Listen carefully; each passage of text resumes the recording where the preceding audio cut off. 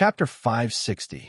With black hair and black eyes, Xiao Pingon walked out of the darkness, barehanded and wearing a black windbreaker.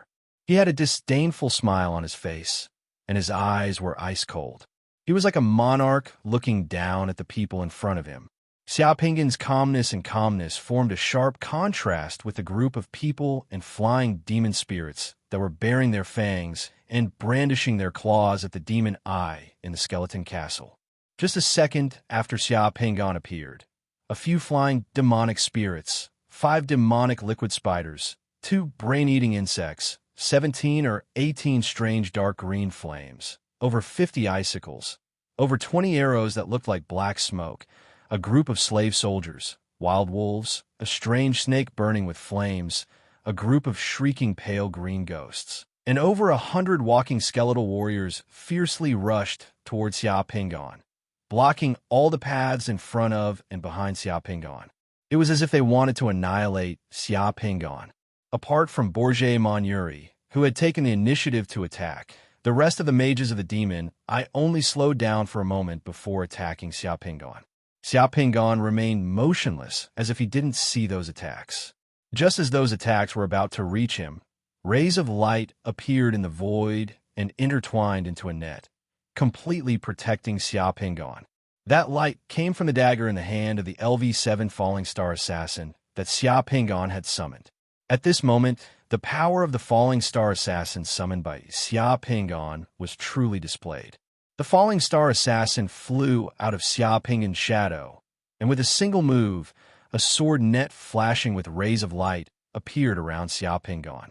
All the demonic spirits rushing over, all the summoned creatures, and the skeletal warriors attacking Xiao Pingon directly turned into countless fragments as soon as they got within 2 meters of Xiao Pingon and dissipated. The earth-shattering attacks were like brilliant fireworks, disappearing in the blink of an eye. All of this happened in less than 0.1 seconds. The Falling Star Assassin's figure flashed past Xiao Pingon's side, and in the next 0.1 seconds, the Falling Star Assassin's figure had already rushed towards the summoners of the demon eye who were attacking Xiao Pingon. Another bright sword ray flashed in the air, and like a big net, it enveloped all the people except Bourget Monuri. Andrew, whose face was as pale as a geisha's and a vampire's, was about to retreat when he saw his body on the ground and his head flying up. Not only that, but his body also turned into countless fragments of ice. Fraser was next to him and was about to release a poison barrier, but his body was also frozen at the same time and then turned into countless fragments amidst the flickering rays of light. The same happened to the others. Their vitality and life force disappeared in an instant, and their bodies were frozen, turning into fragments that scattered on the ground. Andrew could only vaguely see a strange figure with a short sword in his hand flashing among them. What did that person summon? So many people on my side couldn't even resist a single move? This was the last thought in Andrew's mind. Andrew's head flew up and landed on the ground like a shattered crystal cup. With a crash, it shattered into countless pieces, just like glass shards all over the ground. The Falling Star Assassins' killing and freezing were completed in an instant. The group of demonized summoners turned into dregs in an instant. Xiao Pingon was too lazy to deal with these small fries. He summoned the Falling Star Assassin, and with one move, the castle instantly quieted down. Looking at the frozen fragments all over the ground, Xiao Pingon pursed his lips and muttered, "They're also a group of poor bastards who don't even have spatial equipment." Then, Xiao Pingon looked at Bourget Monuri with an expectant gaze, and a kind smile appeared on his face. For a split second, Bourget Monuri felt that he was so close to death. He felt as if a few sharp blades were slashing across his neck and heart.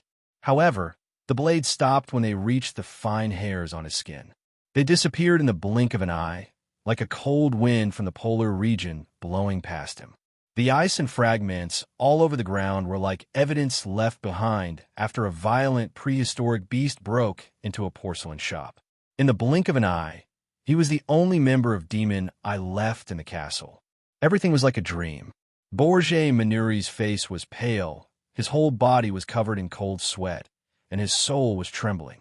looking at Xia Pingon, who was walking towards him step by step, and the strange shadow that had just disappeared into the air. Borgia Monoyuri unconsciously stepped back step by step. He slightly bent his waist, looking extremely humble and insignificant, like a rabbit submitting to a lion king. His voice trembled as he directly asked in Chinese, "Luo, En?" "No, Luoan isn't so strong. There are tens of thousands of skeletons guarding the tomb outside. Who are you?" "Of course I'm Luoan. I just didn't expect that the red-robed priest of demon, I would become the city guardian of Paris." You should be in the 6th realm, not the 5th realm." Xiao Pingon glanced at the person in front of him, the gloomy and cold skeleton castle, and the huge altar with skeletons floating in the void, and smacked his lips. "It seems that you've been building this underground tomb for a long time. Your altar is quite interesting. I'll give you 10 seconds to think carefully and give me a reason not to kill you." Borgia Monoyuri suddenly turned around, turned into a cloud of black smoke, and jumped down from the high tower of the skeleton castle. He wanted to rush out and escape, but he didn't even have the courage to attack. He just wanted to run. A golden sword suddenly appeared in the void and slashed down.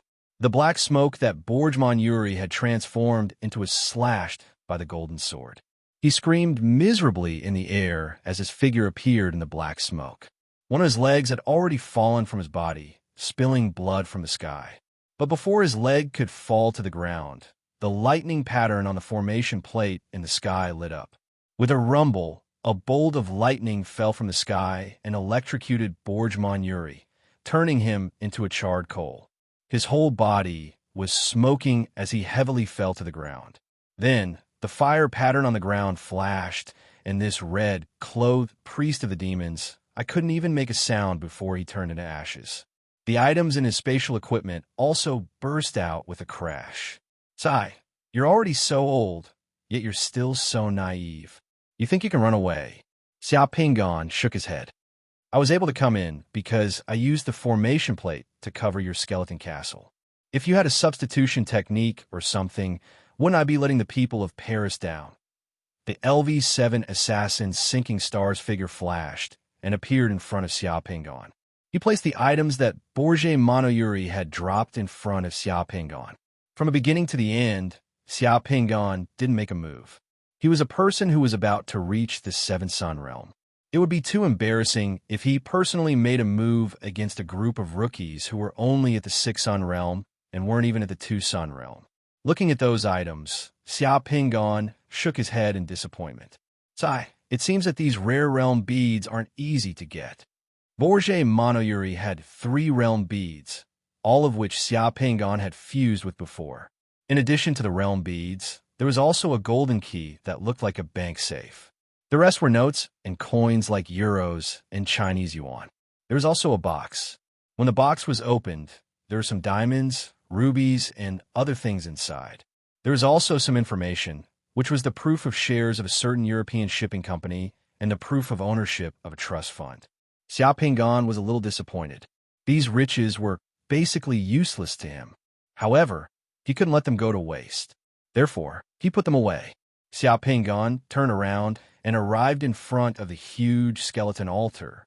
With the death of Borgia Monoyuri, the bone altar seemed to stop operating at once. All the skeletons floating on the altar fell into the altar and turned into black powder.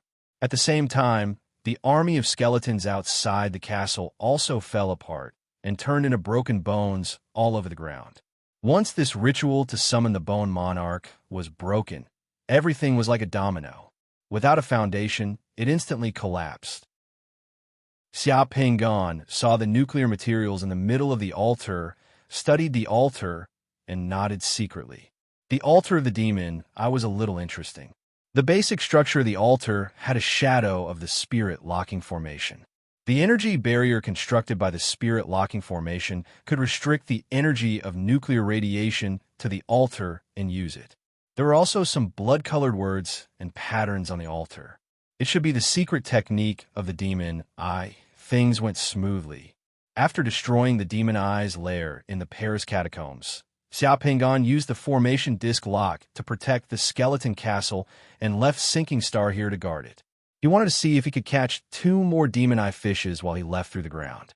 The crisis in Paris had actually been resolved, but the people outside did not know that this place was indeed not easy to find. As for the rest, it would depend on his acting skills. As Xiao Pingon flew underground, he thought to himself that he had worked so hard to practice Earth escape, to save Paris, and the passionate and romantic French people insisted on giving him a few realm pearls as a reward. It would not be too much for him to accept them. Emily woke up before dawn. Today's mission was very important. Paris was in chaos now, and she had to report to the patrol team an hour in advance. Then she was about to go to the kitchen to make breakfast for herself when she saw a flash in the living room. Xiao Pingon had returned. "Ah, teacher, you're back. Did you do it?" Yes. It's not complicated. I went out for a walk. Do you want to make breakfast? Remember to make breakfast for me, too." Xiao Pingon rubbed his stomach. Emily began to laugh. Chapter 561. Where is this? Minister Yin, who was sleeping, was shocked when he saw the palace that appeared in his dream. The palace was surrounded by clouds and cranes. There was a golden hall in the dojo, with white jade as the stairs and golden dragon pillars. It was magnificent and magnificent, just like the legendary Heavenly Palace. Department head Yin had never had such a dream before, because he was a strict person, especially after he became a summoner. In order to conserve energy, he would sleep in a deep sleep with few dreams every time he slept. It was the best for recovering energy. He hadn't had such a brilliant and realistic dream for many years. Moreover, the situation in Paris had been tense for the past 2 days. Minister Yin spent most of his time in the intelligence center of the Committee of Order Stronghold, paying close attention to the changes in the situation in Paris and the evacuation of the Chinese citizens in Paris. It was even more impossible for him to dream. However, the palace in front of him was too realistic. Minister Yin could not help but walk into the palace. Then, he saw a man wearing a dazzling golden mask and an emperor's dragon robe. He was as majestic as an emperor, sitting high on the throne of the palace and looking down at him. "I heard that you want me to help you integrate the Truth Pearl?" Xiao Pingon, who was sitting on a high platform, spoke. At this moment, Xiao Pingon's voice had become majestic and deep, and his rumbling voice echoed in the palace. Judging from his voice, one would probably think that the person behind the mask was about 50 years old. In addition to his voice, Xiao Pingon's body shape had also changed. He was 2 inches taller than Luoan, and his shoulders looked slightly wider. Moreover, under the mask was another face that was different from Luoan's. No matter how capable Minister Yin was, he could not possibly recognize him. Minister Yin was stunned. Fong Lingxian had told him that someone could help him integrate the Truth Pearl.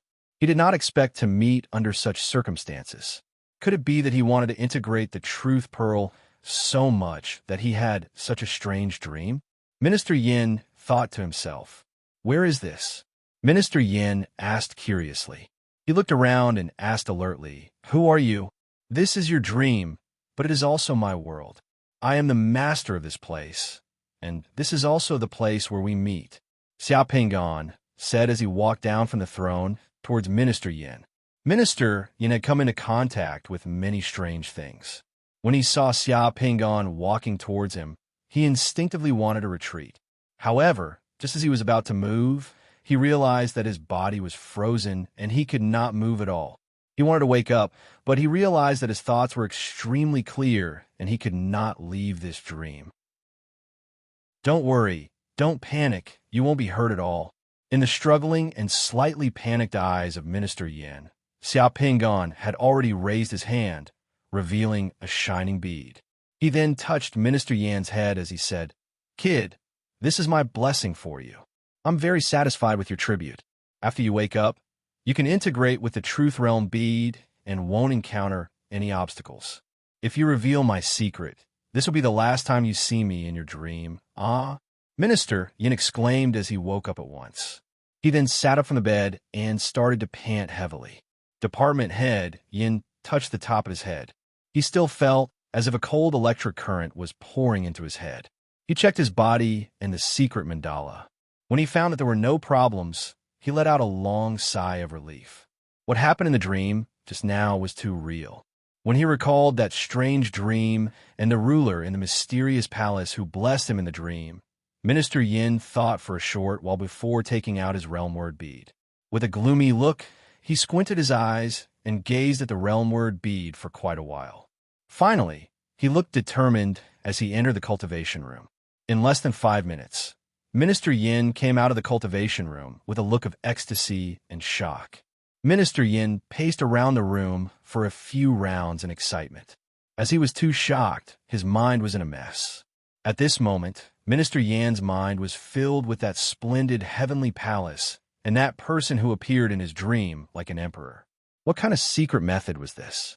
How could it be so powerful that it could invade other people's dreams and help them fuse their realm beads in their dreams? Minister Yin realized that what he had just experienced was subversive for any summoner. It was also an unimaginable big secret. After pacing around the room for a few rounds, Minister Yin checked the time. He then picked up the secret phone in the room and dialed Fong Lingshuan's number. After waiting for a few seconds, the call was connected. "Minister Yin, what's the matter?" Fong Lingshuan asked over the phone. Minister Yin took a deep breath and tried his best to calm down. "I had a strange dream just now. After that dream, my truth realm bead has been successfully fused." "Thank you." Fong Lingshuan didn't sound surprised at all. Instead, she said calmly, "You're welcome. This is also my promise to you." From Fong Lingyin's tone, Minister Yin could tell something. "You had that dream too?" "Yes." "How do you contact that person?" "I can't take the initiative to contact him. When that person wants to contact you, he will appear in your dream and tell you where to place your realm bead. I'm not too sure about other things. The realm bead you place there will also disappear quietly." "Okay, I got it." Minister Yin hung up the phone. After hanging up the phone, Minister Yin continued pacing around the room with his hands behind his back. He had a conflicted expression on his face. He frowned and looked hesitant. He struggled for a long time between reporting this important situation to the Committee of Order and treating it as a secret that he should keep. In the end, the conflicted expression on his face disappeared. He let out a long sigh and muttered to himself, "This has nothing to do with the mission. It's my private matter. As long as it doesn't affect the mission, there's no need to report it to the Committee of Order." Well, it's like this. Everyone has secrets. Although he said that, Minister Yin thought to himself, if I have other realm beads that are difficult to fuse with next time, I wonder. In the spiritual realm, after seeing Minister Yin off, Xiao Pingon didn't leave the palace that he had constructed with his mind. Inside the palace, he searched the sky for a while with the soul-seeking technique. Then, he locked onto another bright astral soul in the sky to the south of Paris. He pulled the astral soul into the palace and revealed its human form. A handsome young man at his 20s with a plump forehead and a frivolous look appeared in the palace. He looked around in amazement as he muttered, "F***CK, I, Shun Nanfei, have such a strange dream. Is this a heavenly palace? Why don't I see any fairies? Is there any heavenly soldiers or heavenly generals? Hey, is there any fairies?" The young man called Shun Nanfei shouted as he looked around and seemed to be shocked by everything in the palace. "If there's any fairies, come out and let me have a look. If they're beautiful, I will ask my plastic surgery hospital to make some beautiful ones like them." The young man in the dream even shouted in the palace as he wanted to see fairies. For the time being, he didn't notice Xiao Pingon, who was sitting on the throne. Xiao Pingon was also speechless as he looked at this guy. The friends of a joker were indeed jokers. This guy was the super tycoon that Li Yunzhou had mentioned. Looking at this guy's appearance, it was not without reason that he could hang out with Li Yunzhou. Ahem ahem. Xiao Pingon coughed twice as his voice reverberated throughout the palace, covering Shun Nanfei's shout at once. At this moment, Shun Nanfei seemed to notice Xiao Pingon, who was sitting on the throne. He was startled at once as he pointed at Xiao Pingon and burst out laughing. "Ha, who are you? The clothes you're wearing are so strange. You're even wearing a mask. Are you an opera singer? Come, sing for me. If you sing well, I will reward you. Oh, and your throne, it looks good. It's even more exaggerated than the one my grandfather collected. Let me try sitting on it. Ha ha ha, it's so interesting." Shin Nanfei, said as he ran toward Xia Pingon, wanting to try the taste of the throne in the palace. Xia Pingon was too lazy to talk nonsense with this guy. He directly froze this guy and waved his hand. Shin Nanfei, who was laughing, had his mouth completely closed like a zipper, unable to say a word. At this moment, Shin Nanfei's face revealed a frightened look as he felt something was wrong. This was not like the dream he had experienced before. After walking to the front of Shin Nanfei, Xia Pingon put his hand on Shin Nanfei's head as he said, "Kid, this is my blessing for you. I'm very satisfied with your tribute. After waking up, you could integrate with that immortal skill realm bead and would not encounter any obstacle. If you expose my secret, it will be your last time to see me in the dreamland. However, you were too noisy just now. You're not allowed to be noisy in the palace. Therefore, you have to accept my punishment." After finishing the blessing, Xia Pingon waved his hand, and Shin Nanfei's astral body flew out of the palace and returned to the sky. However, Shin Nanfei didn't wake up from the dream. In the dream, Shin Nanfei suddenly found himself standing on the stage of a theater, unable to move. Then, under the entire stage, there were all kinds of female zombies. Hundreds of zombies were surrounding him, drooling disgustingly, sticking out their long tongues, and began to line up to kiss him on the stage. "Ah, don't come here, don't come here."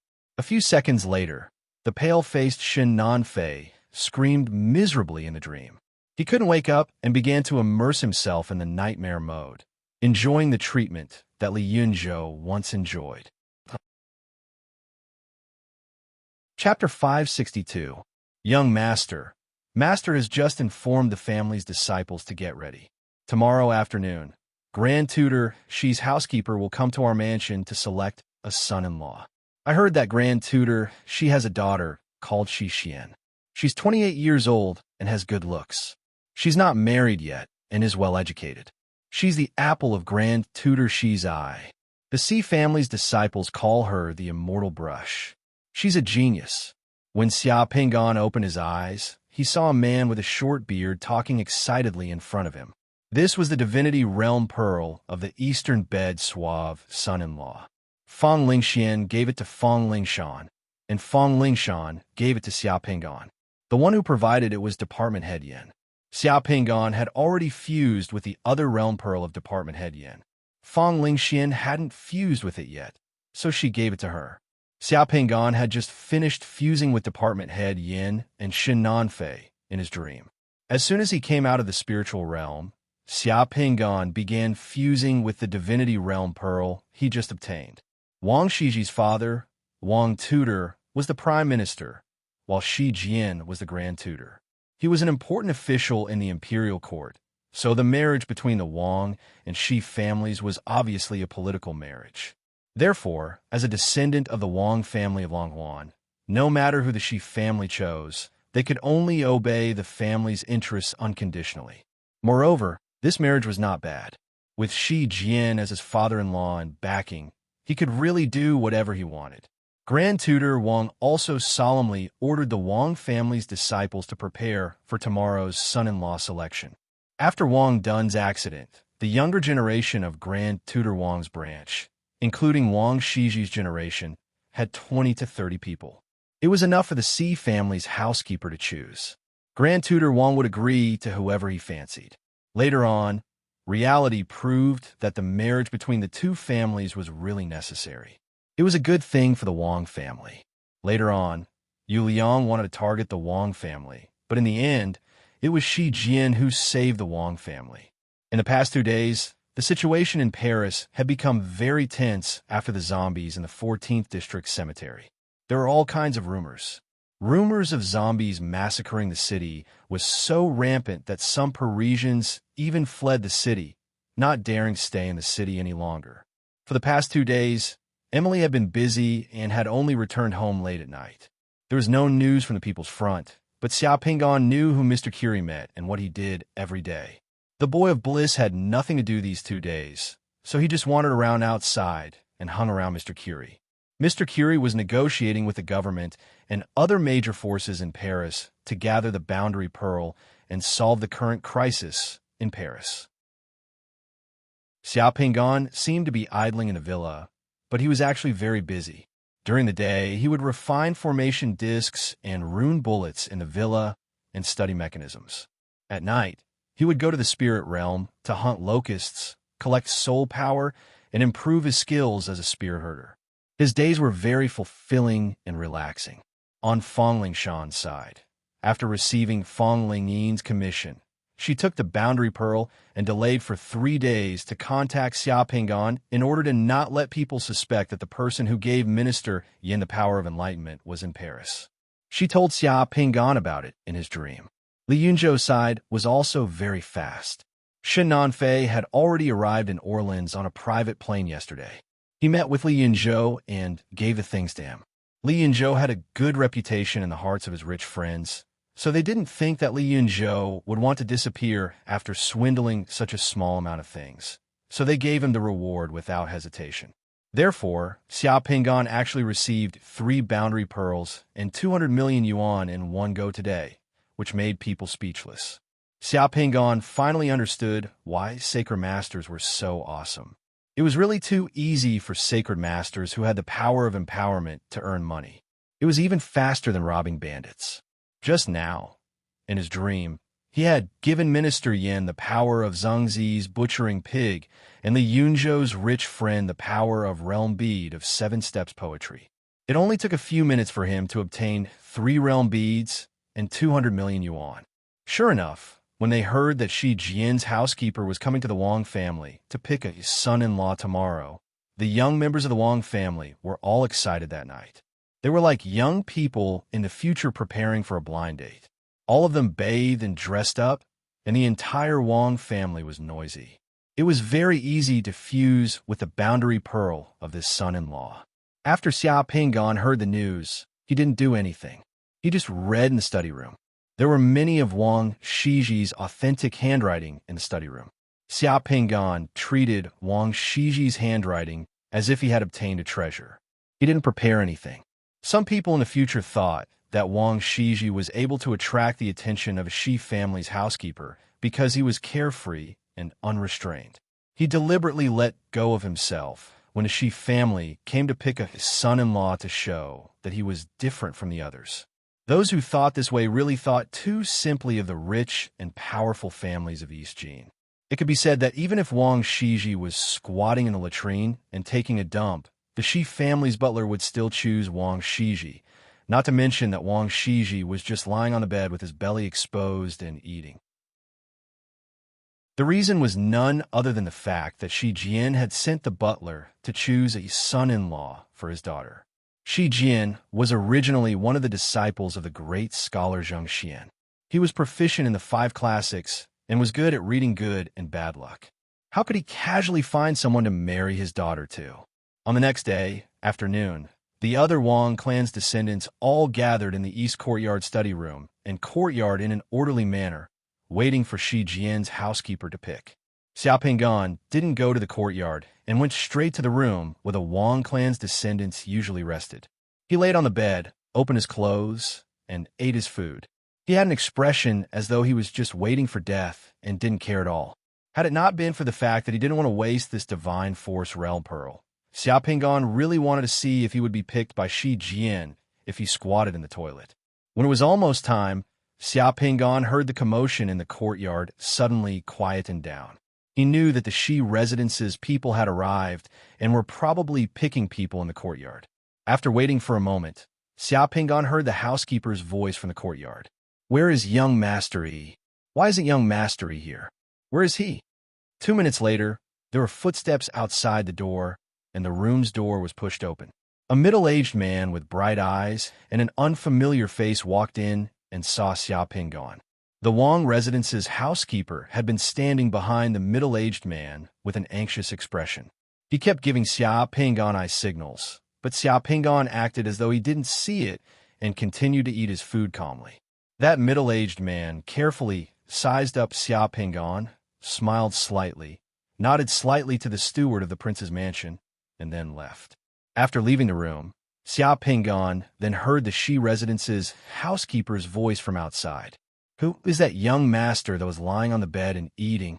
that is the son of Danyang Yin Wang Quang, Wang Shiji, also known as Young Master. The world of the realm pearl shattered instantly. Xiao Pingan, who was in the secret room, opened his eyes and looked at the remaining two realm pearls. One of them was the divine power realm pearl, which could be used as a warning to others. The other one was the auxiliary spell realm pearl, hanging beam piercing thigh. Once the latter spell realm pearl was used, it could make the summoner feel as though he had been injected with chicken blood. For a short period of time, the summoner would be able to burst out with great potential. It could also resist some of the negative effects of spells. Xiao Pingan quickly fused the remaining two realm pearls. After fusing these three realm pearls, the upper limit of Xiao Pingan's secret mandala's divine power had increased to 8,311 points. He was one step closer to the Seven Suns realm. 2 days later, a string of yellow balloons finally rose from the Eiffel Tower in Paris. Mr. Curie had finally gathered enough realm pearls to invite Xiao Pingan for a meeting. When Xiao Pingan entered the office of the Chez Terroir restaurant, there were already 6 or 7 people sitting in the office. With the exception of Mr. Curie, all the heads of the major organizations in Paris were present. There was also a man in a black suit, short and fat, bald, and wearing a pair of gold-rimmed spectacles. He was the representative of the French government. The moment Xiao Pingan entered the room, Mr. Curie stood up first. Seeing Mr. Curie stand up, the others all stood up one after another in an unusually respectful manner. Everyone, let me solemnly introduce him to you. This is Mr. Liu Owen. He destroyed the Doomsday Gang, killed a large number of demon rats underground, found a zombie laboratory and those biological weapons of the Doomsday Gang. A few days ago, he destroyed those side corpses in the cemetery of the 14th arrondissement. Mr. Curie paused. Mr. Luo and has saved Paris several times. I believe that Mr. Luo and has the ability to save Paris from the crisis this time. Chapter 563. Hearing Mr. Curie's praise, Xiao Pingan didn't look complacent at all. Instead, he slightly frowned with a solemn look. To be honest, I'm not that capable. You're the ones who could decide the fate of Paris. You have many sources of information. Therefore, I can tell you frankly that summoners from the Order Committee and Dragon Group participated in the underground tunnel and cleaning up the demon rats last time. When the zombies in the cemetery were mutated, I suppressed the mutated zombies together with them. It's absolutely impossible for me to accomplish such a difficult task alone. The other people in the room exchanged a glance with each other. They had heard some information before. However, they had not imagined that Mr. Luo and could be so frank. In most cases, those summoners who wanted to negotiate would boast about their own abilities at this moment. However, Mr. Luo was the opposite. Xiao Pingan scoffed at the thoughts of these people in his heart. If he could complete these dangerous missions alone, why would he ask for more realm pearls from everyone? Therefore, in order to accomplish the task of entering the underground tomb, I need a team. Therefore, I need realm beads. Mr. Luo, you're too modest. Mr. Curie started to introduce the others in the room to Xiao Pingan. This is Mr. Wenger, the representative of the French government. This is Professor Ferdinand, the chairman of the Paris Civic Union. This is Renaud, the head of the Paris Garrison Army. Mr. Curie introduced all the important figures in the room to Xiao Pingan. After getting to know each other, they sat down and started to discuss the business. The first one who opened his mouth was Wenger, the representative of the French government. After pushing up his spectacles, he looked at Xiao Pingan with a shrewd look. Mr. Luo, I want to know, how confident are you in eliminating this crisis in the underground tomb? I'm sorry, Mr. Wenger. We don't have any confidence. Xiao Pingan's resolute and decisive words made everyone present look at each other in dismay. Xiao Pingan spread his hands and continued. Mr. Wenger, Bourget Monnery is the summoner you chose to guard Paris. I don't need to say more about how powerful this person is. You know better that he might still be hiding his strength. There were quite a number of summoners gathered at Fort Boulogne earlier, and these might only be part of the demonized strength. The catacombs of Paris have existed for hundreds of years, and there are 6 million corpses inside. Who knows how many arrangements the summoners of the demon I have made in these hundreds of years. The catacombs of Paris have now become one of the most dangerous places in the world. If you ask any summoner to face this situation, they won't dare to say that they have any confidence. Xiao Pingon looked around, lowered his eyes, and had a solemn expression. His tone suddenly became heavy, and he began to transform into a movie king. Gentlemen, when you ask me how confident I am, you have to know that in the underground tomb of Paris, there are mages of the demon eyes who can cause corpses to mutate. The nuclear materials obtained by the demon eyes are very likely to be used to summon the Bone Monarch in the underground tomb and reenact the Mambinet incident in Paris. Anyone who enters may face more than 6 million enemies and a group of summoners of the demon eyes. It's unknown whether you can send an army in and come out alive, so don't ask me if I'm confident. If anyone is confident in facing this situation, you can go and find him. The room fell silent, and the group looked at each other. Mr. Wenger cleared his throat. Mr. Luo, and we know that the underground tomb is dangerous, but we have to pay a huge price for this operation. How can you give us confidence and a guarantee? My guarantee is that if this operation does not succeed or achieve the expected results, if the difficulties and dangers we encounter in the underground tomb exceed the abilities of our team, and we are powerless to do anything, we will terminate the operation and withdraw from the underground tomb. At the same time, we will return 80% of the realm beads. The remaining 20% will be the cost of the risk we take and the information we collect. We will tell you the specific situation of the underground tomb and why we withdrew so that you won't be completely kept in the dark. Is this guarantee enough? Everyone in the room looked at each other. After a few seconds of silence, they all nodded. With such a guarantee, Luo and sincerity had already exceeded their expectations. Xiao Pingon's tone changed. But I also have a request, and that is you have to pay all the rewards before the mission begins. Mr. Luo, and can we pay half of the rewards at the beginning of the mission and the other half after the mission is completed? Professor Fernan asked. Xiao Pingon shook his head and said firmly, I have already given you my guarantee, but without the realm beads, I can't gather the teams involved in the operation, so the realm beads must be paid in full before the operation. This is non-negotiable. If you don't agree, this negotiation ends here. You can find someone else to complete this mission. Find someone else? That was impossible, not to mention whether they could make it in time. Even if they could find someone, would the person be as strong as Luoan? Would they have Luoan's credibility? Would they be able to afford the price? More importantly, the local tyrants in Paris were very wary of the operation team sent by the government in Paris. At the same time, the summoners of the government did not want to carry out such a dangerous mission in a place where they could not guarantee logistical support. In the past few days, Mr. Curie and the others had negotiated with Wenger, who represented the government, many times to discuss various candidates. However, there were many problems and details that were difficult to coordinate and could not satisfy everyone. In the end, both sides found that except for Mr. Luo, there were not many people they could rely on in Paris at this time, and even fewer options to solve the problem. How many realm beads does Mr. Luo and his team need? Mr. Curie finally asked. Our team has 6 people, all of whom are very strong, so we need at least 60 realm beads. Xiao Pingon demanded an exorbitant price. He already knew the bottom line of Wenger and the others. Everyone in the room was stunned. Wenger almost jumped up. Mr. Luo, your price is too high. We don't have so many realm beads. How many realm beads can you provide? Wenger looked at Xiao Pingon and gritted his teeth. We can provide at most 25 realm beads. Xiao Pingon smiled and stood up. Then I wish you good luck. I will leave Paris today, and the matters of Paris will have nothing to do with me in the future. Mr. Xiao Pingon, we can discuss the number of realm beads. Mr. Curie quickly stood up and stopped Xiao Pingon.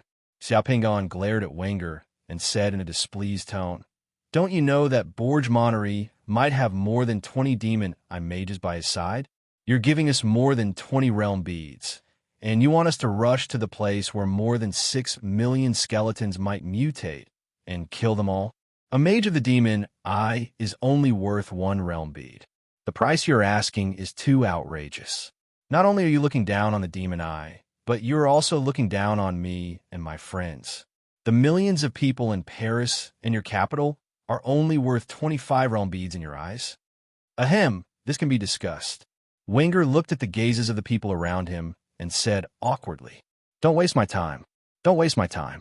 If you want to bargain, you can find someone else. The lowest reward for this mission that I and the action team that I found can accept is 60 realm beads. I'll give you 5 minutes to discuss it. If it doesn't work, then today's meeting will end here." After saying that, Xiao Pingon glanced at his watch and started to count down. Less than 5 minutes. After a round of haggling, the final result came out. The local tyrants and government representatives of Paris paid a total of 40 realm beads and 260 million euros to Xiao Pingon and let Xiao Pingon and his team enter the catacombs to carry out the mission. If the mission could not be completed, Xiao Pingon and the others would return 80% of the reward, and the symbol of the completion of the mission was to find the nuclear materials and stop the demonized conspiracy in the catacombs. This money and realm beads were pooled by the parties involved in the negotiation, and the French government bore the bulk of it. Before negotiating with Xiao Pingon, the final bottom line of Wenger and the others was 40 realm beads and 300 million euros. The conditions that Xiao Pingon accepted happened to be above their bottom line. When he left the restaurant, Xiao Pingon already had 40 realm beads and 260 million euros of the European Central Bank's banknote. Xiao Pingon solemnly promised that he would enter the catacombs of Paris with the team he had gathered within 48 hours and begin saving Paris. Chapter 564. Ha! The moment Emily returned home, she had heard a series of wild laughter from the living room which gave her goosebumps. Emily couldn't help but shiver all over. Holding the key, Emily opened the door and entered the living room. She then saw her teacher Luo and sitting on the sofa in the living room with his legs crossed. He looked very relaxed as he was holding a bead which was giving out yellow light. It looked like a realm bead. He was laughing loudly. "Teacher, what's so funny?" Emily asked as she walked over. Ahem, nothing. I just thought of something very funny." Xiao Pingon stopped smiling as he looked at Emily. "Why did you come back so early today? It's been a bit tiring these days." Seeing that I'm too tired these days, the leader asked me to finish work on time today and take a rest tomorrow. "Teacher, you haven't had dinner yet, right?" Emily threw a glance at the bead in Xiao Pingon's hand. It should be a realm bead. However, she had never seen that realm bead before. There seemed to be a tiny person moving inside the realm bead. It was very interesting. Therefore, Emily didn't look at it too much. Not yet." Xiao Pingon shook his head. He had just come back, too. "That's great." Emily smiled as she walked towards her bedroom. "Wait for me to change my clothes. I'll cook tonight. I've just learned how to cook rice and make diced chicken. I can show them to you tonight." Watching Emily busying herself, Xiao Pingon looked at the realm bead in his hand as he smiled. This realm bead was the realm bead of Earth Escaping Skill. Xiao Pingon had not imagined that he could obtain the second realm bead of Earth Escaping Skill so quickly. This realm bead was one of the 40 realm beads. Among the 40 realm beads that he had just obtained, besides this realm bead of Earth Escaping Skill, there were 7 other realm beads that he could fuse with, 5 realm beads of immortal strength, 2 realm beads of magic, and the other 32 realm beads that he had already fused with.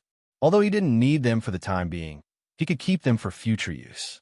He could gift them to others or exchange them for realm beads. Therefore, the harvest this time was too great. Not to mention the several hundred million euros, he easily obtained 8 more realm pearls that could be fused again. Once I fuse with these realm pearls, I should be able to reach the 7 sun stage soon. Xiao Pingon smiled. After returning home, Emily quickly went to the kitchen and started cooking. An hour later, Emily had finished cooking and served the dishes. Looking at the half-cooked rice, Emily felt very embarrassed as she said, "Teacher, I put too much water in it. It's already ruined. Why don't I cook it again?" Haha, it's all right, as long as the rice is cooked. Xiao Pingon comforted her with a smile. At least the diced chicken you fried is not bad. Take this rice, for example. You put too much water in it. You can cook the remaining rice with some other things tomorrow morning, such as peanuts, preserved fruits, meat, and so on. You can add more water and make it into porridge, just like how you make soup. You can also treat uncooked rice in this way. Emily blinked her eyes. Both uncooked and uncooked rice can be made in this way, just like making Provençal vegetable soup. Of course, it's a good habit for us to save food. Xiao Pingon glanced at Emily before suddenly saying, make some preparations tonight and rest early. Try to recover your body to its best state tomorrow. You can then fuse with the realm bead tomorrow. Tomorrow? Emily, who was scooping rice, trembled as she became excited. Teacher, you mean tomorrow? I can fuse with the realm bead and become a summoner tomorrow? Yes. After the meal, Xiao Pingon returned to the back room and took out the realm beads that could be fused with. Spreading them out in front of him, he rubbed his hands excitedly and prepared to fuse with them. The words Gong Sui, Shimen Bao, Chun Jin, Rat Dung and Honey, and Gua Zi Xuanzi were engraved on the 5 immortal realm beads. As for the 3 magical realm beads, except for the earth escaping skill, one of them was engraved with the words Golden Shoes, while the other one was engraved with the words Zhang, Dueling Presence Mirror. The last 2 realm beads were both black box realm beads, which had never been fused with by anyone on Earth. Looking at these realm beads, Xiao Pingon felt like an emperor flipping his cards. It was too extravagant. Let me fuse with you first. Xiao Pingon picked up the realm bead that was engraved with the words Rat Dung and Honey and started to drip blood on it. After a short while, Xiao Pingon was surrounded by a light cocoon. When Xiao Pingon opened his eyes, he found himself in a garden. In front of him, there was a pleasant plum tree. The tree was covered with plums. He was picking up honey in a jar with chopsticks in one hand, while holding a big yellow plum in the other hand. Given his thin arms and legs, he was obviously an 11 or 12-year-old boy. A few eunuchs and guards stood beside him. There was also a young eunuch who bowed and held a tray of honey. He stood respectfully at the side. Your Majesty, this plum is too sour. It tastes better if you dip it in honey.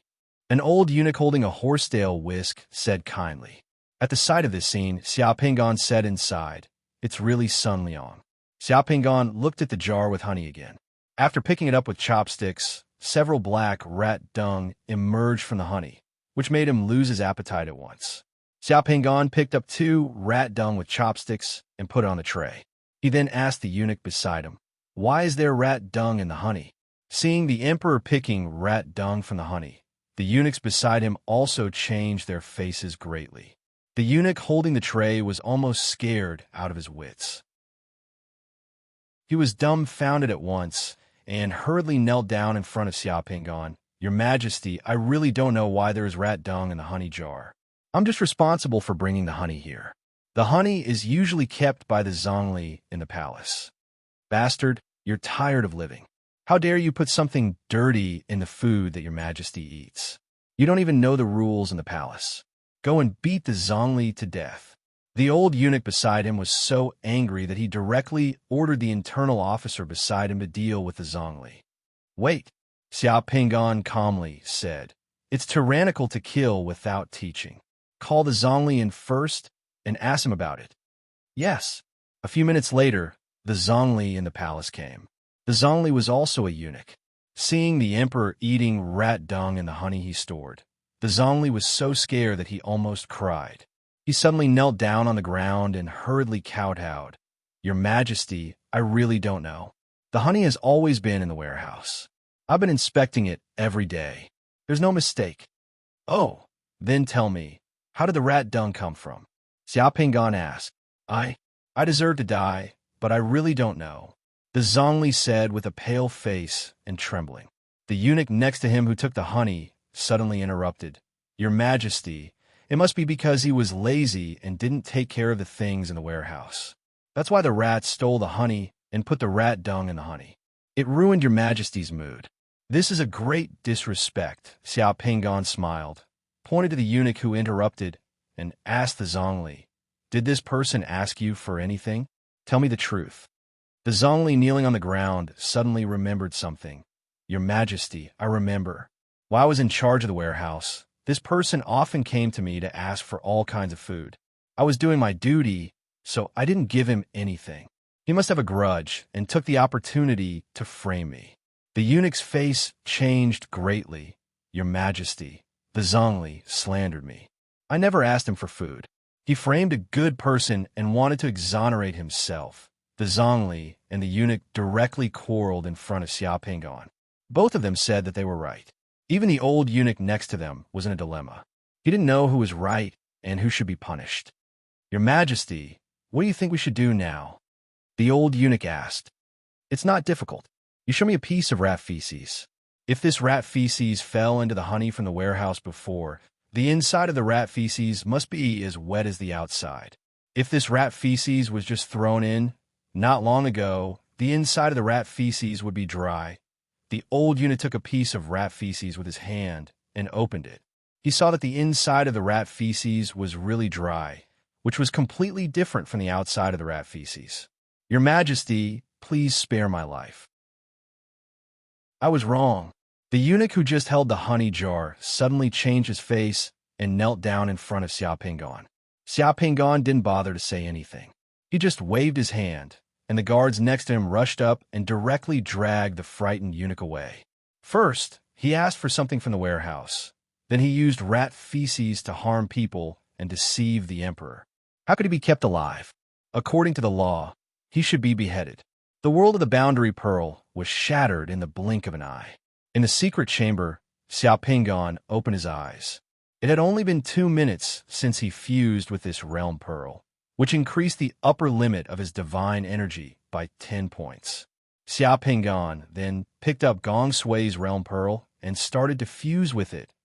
Gong Sui was an official of the Western Han dynasty and had served as the governor of Bohai Sea. He had left many stories in history.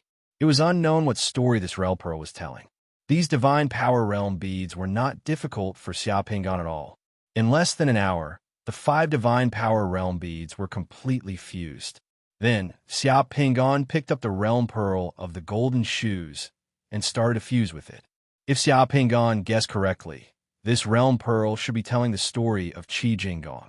Qi Jinggong was a man who made himself the most expensive and luxurious pair of golden shoes in history in order to show off in China.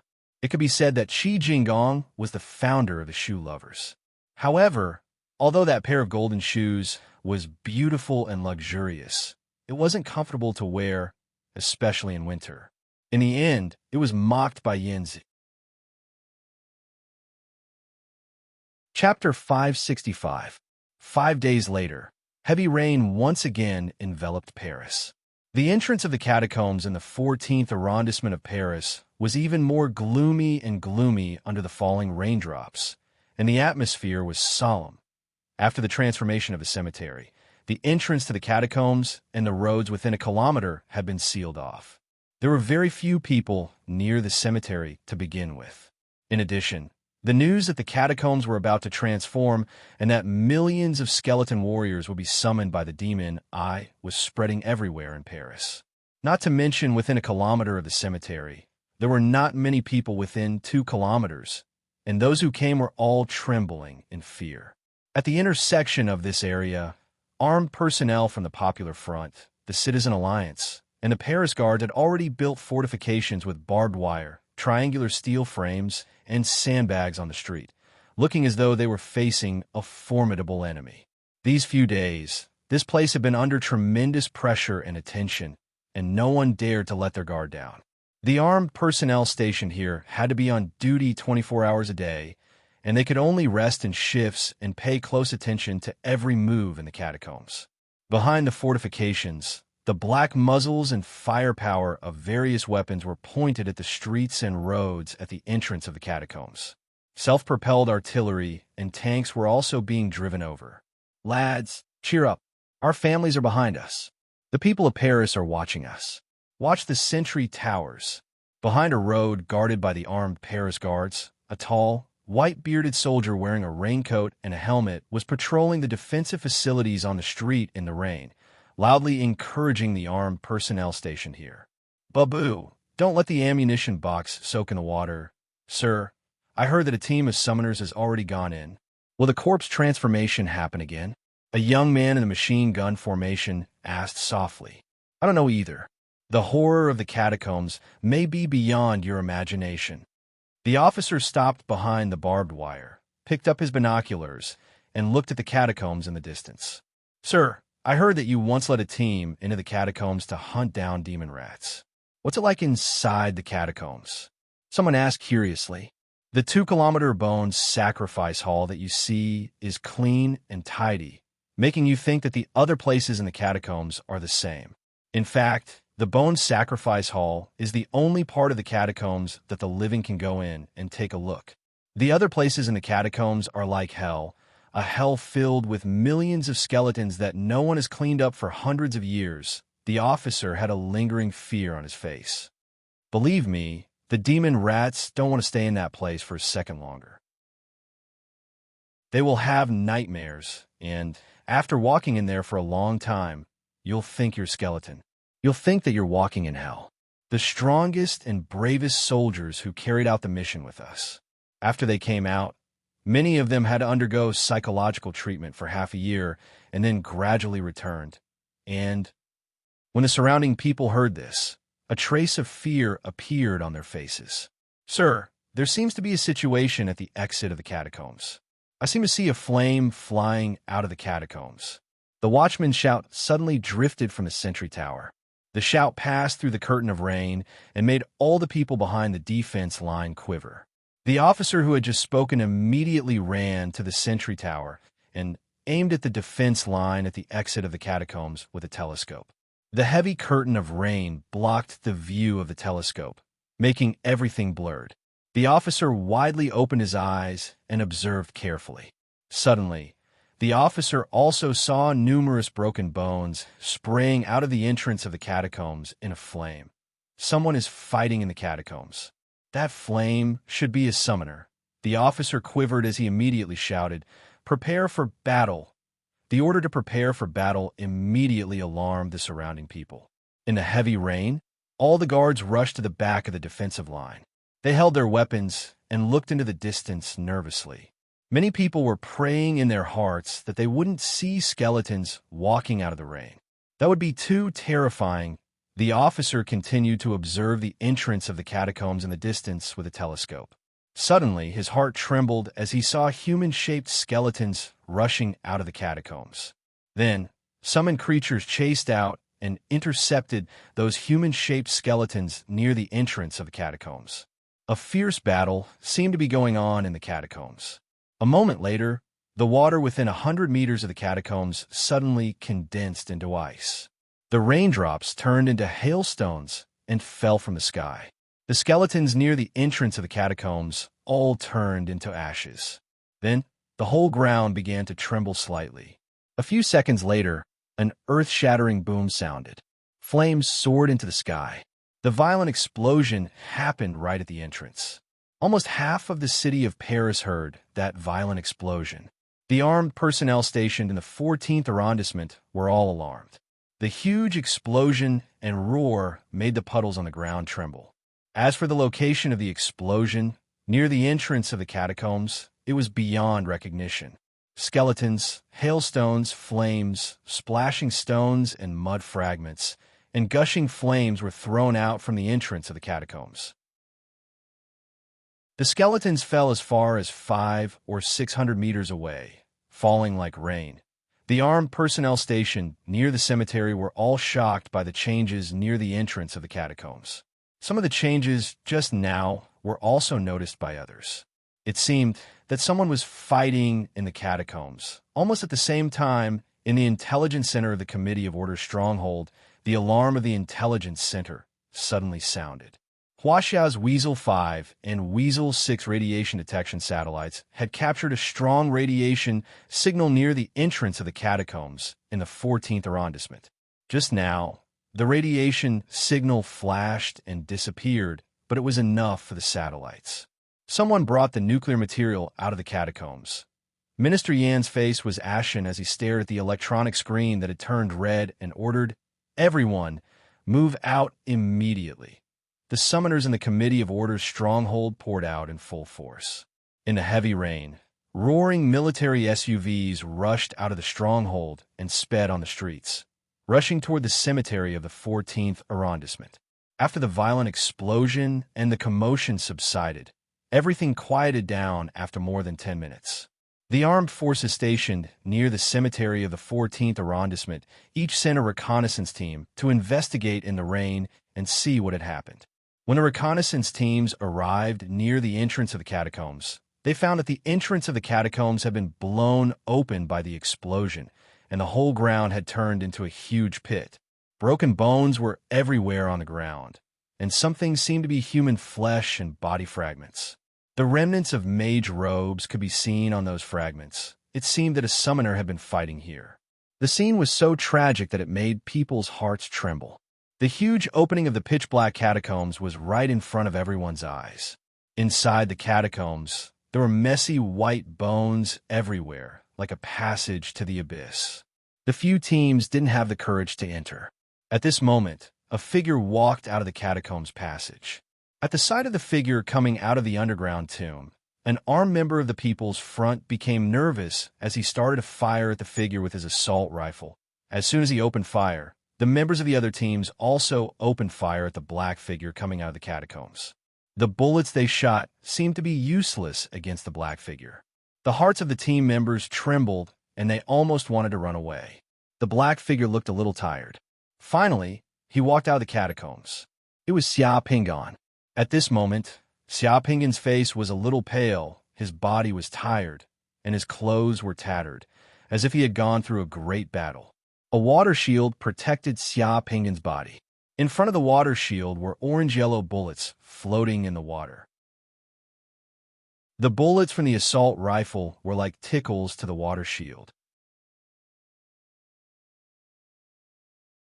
Chapter 566. Those who were shooting at Xia Pingan hurriedly retreated at the sight of Xia Pingan. For ordinary people, the overwhelming power of a summoner was not something that ordinary people could contend against. However, some people noticed that Xia Pingan's black hair and black eyes resembled a powerful summoner who had destroyed the Doomsday Gang in Paris. It was said that the powerful summoner had already entered the underground tomb. Stop shooting. A commander of the People's Needle and Thread Department immediately shouted at the sight of Xia Pingan's appearance. "I'm Xia Pingan," Xia Pingan said softly. His voice was not loud, but it was still clearly heard by everyone in the heavy rain. While speaking, Xia Pingan spat out a mouthful of blood and said in a weak voice, "Inform Mr. Curie and Mr. Wenger that the mission has been completed. The crisis in Paris has been resolved. The shooting finally stopped." Under everyone's gazes, Xia Pingan walked out of the crater that was filled with broken bones and rubble with a somewhat unsteady gait. Behind Xia Pingan, several elite slave soldiers carried a heavy metal container with a thick lead apron and walked out of the underground tomb step by step. That metal container with a thick lead apron was provided to Xia Pingan by the Committee of Order. If nuclear materials were found in the underground tomb, they would be used to store the nuclear materials in order to prevent them from leaking. "Everyone, don't get close. Please stay on guard outside.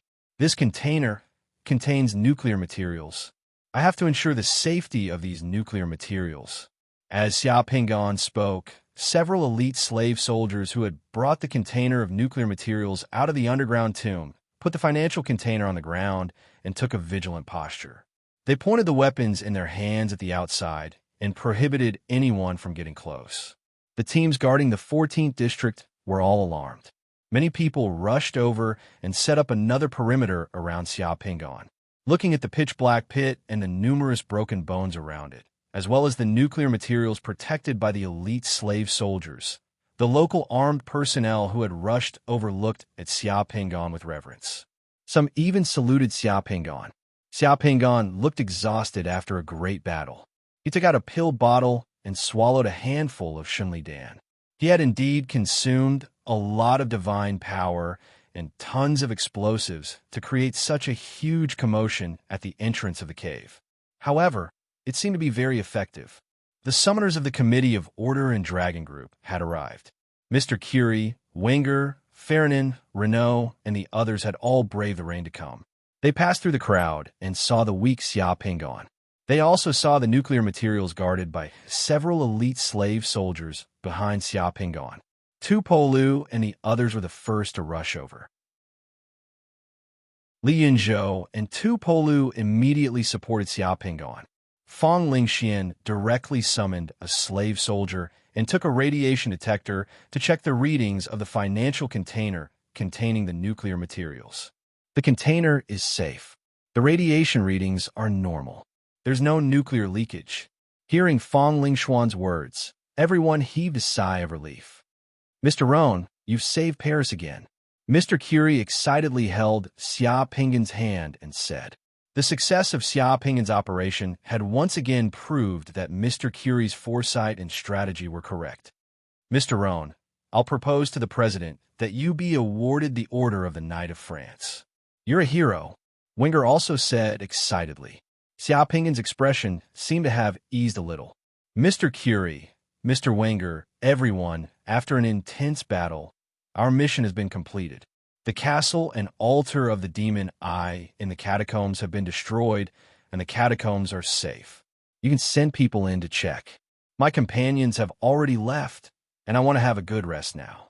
I suggest that you find a summoner with a requiem banner to completely purify all the bones in the catacombs so that the undead can rest in peace and not be disturbed. Otherwise, as long as the catacombs exist, Paris will not be able to truly obtain peace. There will also be evil forces that want to enter and do something with the bones inside. Mr. Roan will seriously consider your suggestion. Then we'll start the plan. No matter how long it takes or how much money it costs, we'll let the dead in the catacombs obtain true peace and tranquility. Mr. Curie said. Xia Pingon smiled weakly and pointed to the metal container with a thick lead apron behind him. You could discuss how to deal with this thing yourselves. Mr. Wenger looked at the container and wanted to stand up and say something, but Tu Polu threw the metal container containing the nuclear materials onto their SUV and gave a look to a member of the Dragon Group. The members of the Dragon Group drove away with the nuclear materials without saying a word. I'm too tired. I need a rest for a while. Everyone, goodbye. Xia Pingon muttered to himself. His figure merged into the water curtain under everyone's gazes and slowly disappeared, once again displaying the power of a summoner in front of everyone.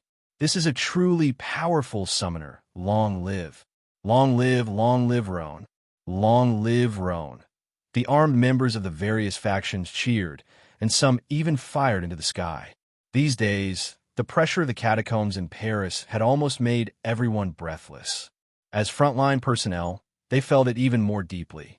Now that they heard that the crisis in the catacombs had been resolved, that the Demon Eye scheme had failed, and that Xia Pingon had found the most critical nuclear materials, some people were so excited that they shed tears. Paris had finally overcome the crisis and was saved. Teacher, you're too amazing. I heard everything. In the evening, Emily returned to her villa excitedly. As soon as she opened the door of the villa, she started shouting. Joy, excitement, and pride.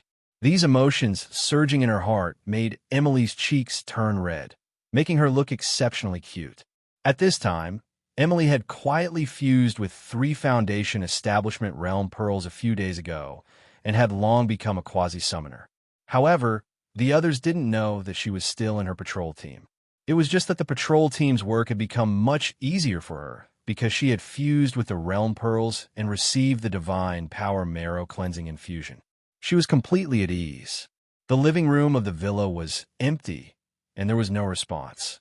Just when Emily thought that Xia Pingon was still in the secret room, light flashed on the floor of the living room, and a mysterious golden rune appeared in the living room. The divine rune split open, and Xia Pingon's entire figure walked out of the divine rune and stood in the living room, giving Emily a fright. It was a divine rune with the word Scar, but Emily did not know it. Teacher, why are you? Emily did not understand for a moment. Emily when you saw this image and voice I left behind, I had already left Paris.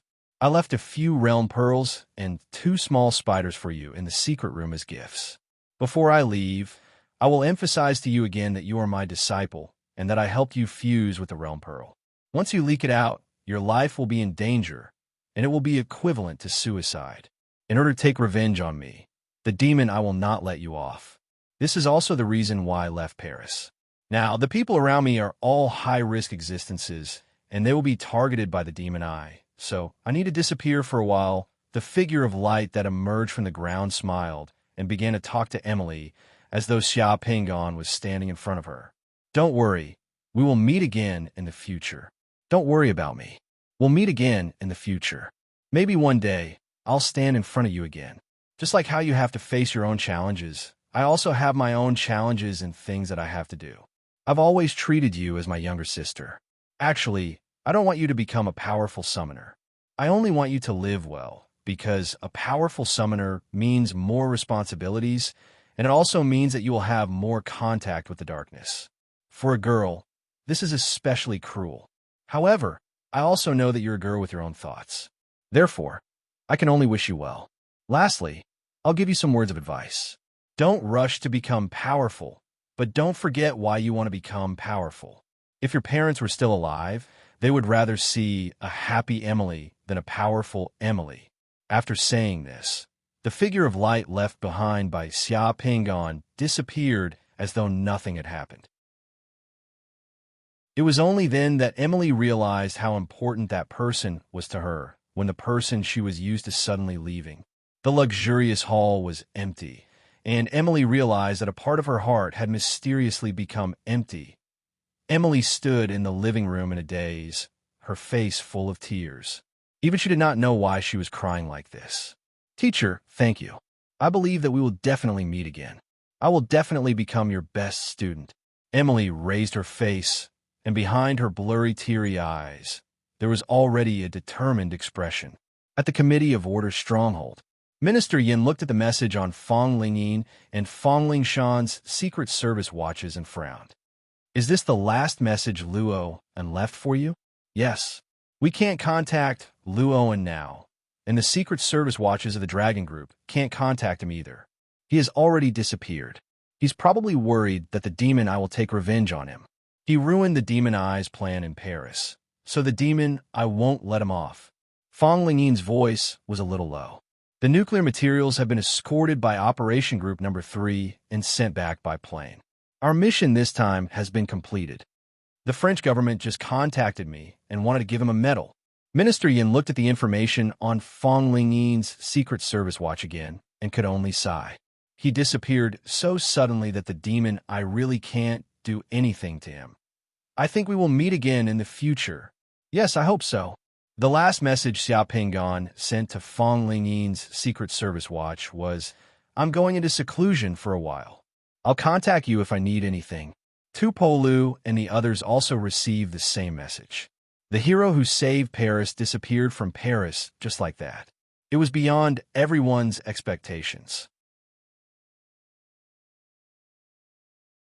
Chapter 567.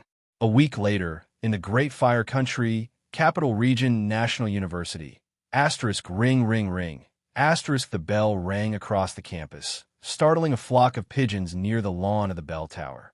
After hovering over the campus for a while, some pigeons landed on the roof of the teaching building of the School of Fine Arts and the university and started to coop. A group of youthful college students walked out of the school building and rushed to all parts of the campus. Xianing, who had a ponytail and was wearing a loose blue overalls and carrying a backpack, walked out of the building with several young students. She was a middle-aged woman with black-rimmed glasses, a slightly plump figure, and a pretty face. She was wearing a long dress and looked intellectual and elegant. When the surrounding students saw the middle-aged woman, they all greeted the middle-aged woman or looked at Xianing next to her with envious eyes. The middle-aged woman was Professor Yu Ruden from the School of Fine Arts of the Capital Region National University. She was a world-renowned female painter whose works were very influential all over the world.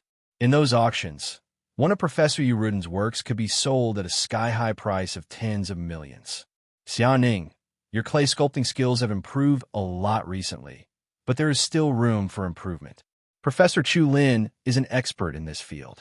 I recommend you to join Professor Chu Lin's studio during the holiday. Go for an internship for a period of time and participate in the restoration of cultural relics in some monasteries and Taoist temples. You should improve. I have already told Professor Chu Lin, and Professor Chu Lin is also very happy to do so. Professor Chu Lin. Thank you, Professor. Xiaoning was a little flustered and surprised by Professor Yu Ruden's sudden kindness. Professor Yu Ruden smiled and talked to the surrounding students. Finally, she waved her hand and walked directly to the parking lot next to the school building. The group of students from a School of Fine Arts separated from Professor Yu Ruden at the entrance of the school building. The students were full of energy again. Xiaoning, 2 girls and 2 boys beside him, talked and laughed as they walked toward the canteen. Xiaoning, tomorrow is the weekend. Where are you going now? A short-haired beauty standing next to Xiaoning squeezed Xiaoning's shoulder. Nowhere. I'm going to the library and the clay sculpture classroom. Xiaoning touched his stomach and looked at the canteen in the distance, revealing his true colors of a foodie. I feel like I'm starving. Xiaoning, you're a real man.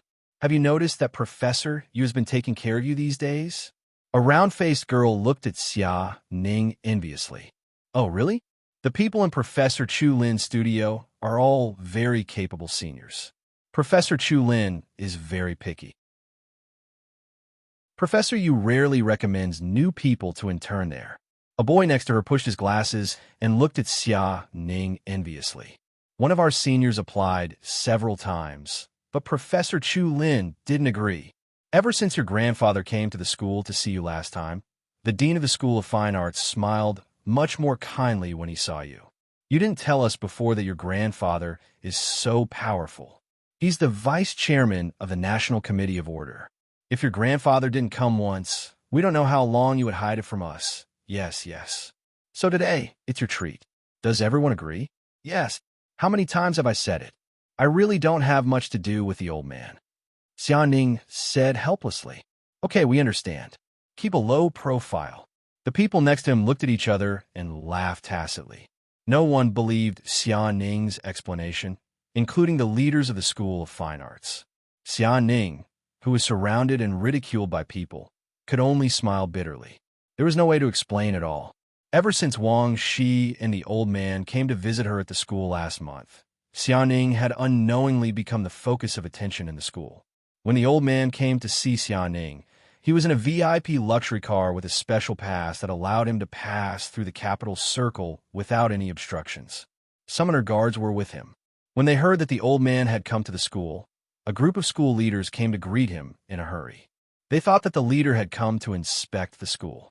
However, the old man didn't meet any of the school leaders. He only asked his secretary to say a few words to the school leaders. The old man himself came to the School of Fine Arts to look for Xiaoning. He and Xiaoning strolled by the artificial lake in the school for a while and chatted for a while before leaving the school. Then, the whole school knew that Xiaoning was the old man's granddaughter. Xiaoning's life and studies in the school also underwent some subtle changes. The dean, professors, and teachers of the School of Fine Arts smiled more when they saw Xiaoning, and their attitudes became more amiable. The school gave Xiaoning more opportunities, and it was obvious that they wanted to cultivate Xiaoning as the future star of the school. The few boys who were pestering Xiaoning because of their good family background also left on their own accord. Xiaoning's world also became peaceful. The old man's status in the Fire Country was now the standard national leader. Usually, if people wanted to see the old man, they could only see him on TV or in the newspapers. No one would have thought that the old man's granddaughter was in the School of Fine Arts. Seeing how the old man took time out of his busy schedule to come to school to see his granddaughter, she was definitely the apple of his eye. Now, for the first time in her life, Xiaoning felt the annoyance of being the center of attention. Even though she was walking on campus with her classmates, she could still see many students on the road and around her secretly casting their gazes on her. She didn't know if it was telepathy, but among the gazes around her, Xiaoning suddenly felt a special gaze. She immediately turned her head and looked at her 9 o'clock position. An ordinary-looking bespectacled man in his 30s, wearing a gray trench coat, a pale yellow scarf around his neck, and a cap on his head. He was holding a newspaper in his hand and standing under a few ginkgo trees not far away, sizing her up. That man looked like a university staff member, teaching assistant, or a graduate student of another school. The man's gaze was unusually focused, so focused that it was a little rude. He stared directly at Xiaoning, which was slightly different from the people around her who were quietly sizing her up. Xiaoning frowned slightly and continued to chat and laugh with her classmates as they walked towards the school cafeteria. Looking at the smile on Xiaoning's face and her youthful appearance, and then listening to the conversations around her, Xia Pinggan smiled slightly. A stone fell from his heart, and he withdrew his gaze from Xiaoning. Xiaoning walked a few dozen meters, but for some reason, that man's gaze kept lingering in her heart. She felt an inexplicable sense of familiarity. She turned her head and looked in the direction she came from, but there was no one under the ginkgo trees. That man had disappeared. Xia Pinggan walked out of the Metropolitan Region National University, got into a taxi, and had the taxi take him to the harbor of the Metropolitan Region. After getting out of the taxi, he entered a roadside cafe and sat in a booth. He ordered some coffee and food, then moved his hand, and the Committee of Orders Special Service watch appeared in his hand. He sent a message to Minister Yin. Minister Yin, I'm in the Metropolitan Region of the Fire Country. Can you still honor the reward of finding the 3 realm pearls for the nuclear materials you promised me? Before the waiter of the cafe brought the coffee over, Minister Yan's message came back in 10 seconds. It was very timely. Of course, I'm in the Metropolitan Region. We've already prepared the realm pearls. How can I give them to you? I'm at the 5 Flavors Cafe at the Seabird Bay Pier. Wait a moment. I'll be there in 20 minutes. After contacting Minister Yin, Xia Pinggan put away his watch and looked at the scenery at the pier outside the cafe. Compared to the last time he came to the Metropolitan Region, the order in the Metropolitan Region of the Fire Country had basically returned to how it was before Shenglin. There were all kinds of ships docked at the harbor outside. It was unusually prosperous and lively. Melodious whistles could be heard from the sea from time to time. Sir, here's what you ordered. A fat auntie in the cafe carried a tray and brought the coffee and food that Xia Pinggan ordered. Xia Pinggan finished his food slowly. It took less than 20 minutes. Ring, the doorbell of the cafe rang. Minister Yin, who was wearing a gray suit and a black hat, walked in alone with a black briefcase. His sharp eyes scanned the few customers in the cafe. When he saw Xia Pinggan, Minister Yan's eyes were slightly puzzled. Xia Pinggan smiled at Minister Yin and pointed at the seat across from him. Minister Yin confirmed his target and walked towards Xia Pinggan. Chapter 568. The other customers in the store didn't pay attention to a person entering the store. Minister Yan's old-fashioned appearance was similar to that of a clerk, accountant, or tax inspector of a company on the dock. Moreover, he was a middle-aged man, so he didn't attract any attention. Minister Yin directly came to Xia Pinggan's booth and sat down. His sharp eyes glanced at Xia Pinggan's face and seemed to have discovered something. He let out a long sigh. Mr. Luo, long time no see. Ha, not long, just 7 or 8 days. Minister Yin, you're quite fast.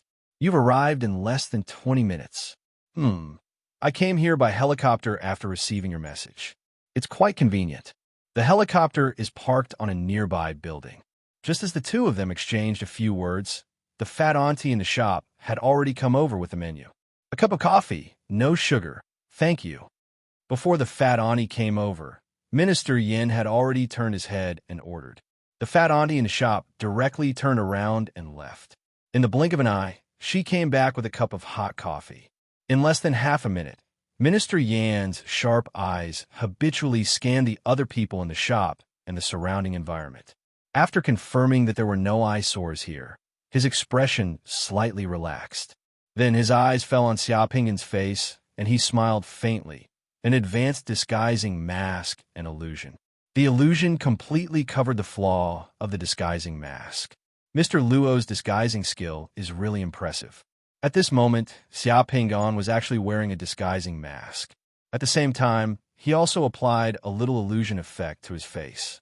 The combination of the two made it almost impossible for ordinary people to distinguish him. The disguising mask was found in the skeleton castle of the demon's eye in the Paris catacombs. The first time Xia Pingon went to the skeleton castle, he killed all the people in the castle and did not search the castle carefully. When he went in the second time, in order to set up the scene, he almost blew up half of the castle.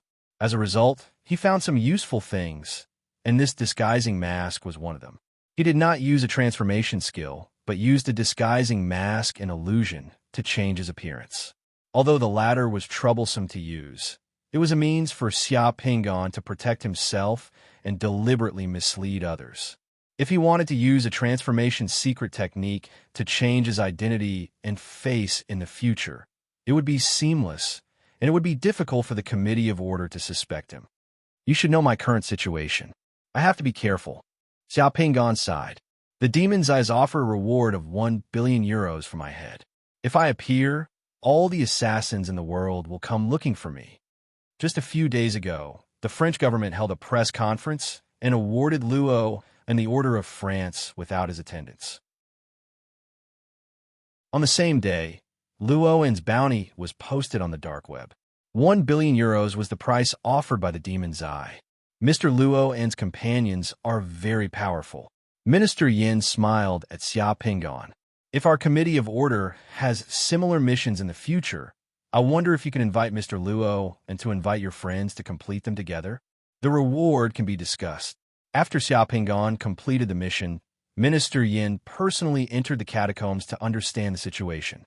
From the information he learned, Minister Yin concluded that Xia Pingon's team had at least 5 to 7 summoners above the 4th elemental realm to be able to destroy the altar of the demon's eye with the mages of the demon's eye. It seemed that Mr. Luo was not a lone ranger. There was an 80% chance that there was a powerful and secretive summoner organization or a group of summoner companions with extremely strong mobility behind Luo, and fortunately, this organization was hostile to the demon's eye and could be roped in. This was the conclusion of Minister Yan's final report on the Paris operation submitted to the Committee of Order. The situation is tense now, and my friends have to rest for a while. It's not convenient for them to come out for the time being. Some of them aren't as carefree as I am. Xia Pingon shrugged and spread his hands. Understood. Minister Yin nodded understandingly. Then he pushed the black briefcase over and opened it, revealing the things inside. The 3 realm beads rewarded for the Paris mission are inside. These 3 realm beads should be rare. You can take a look. This realm bead is the divine I realm bead. Minister Yin pointed to a silver realm bead with the words Ji Chong, Shui, Shi and Xiaozhuan and said to Xia Pingon.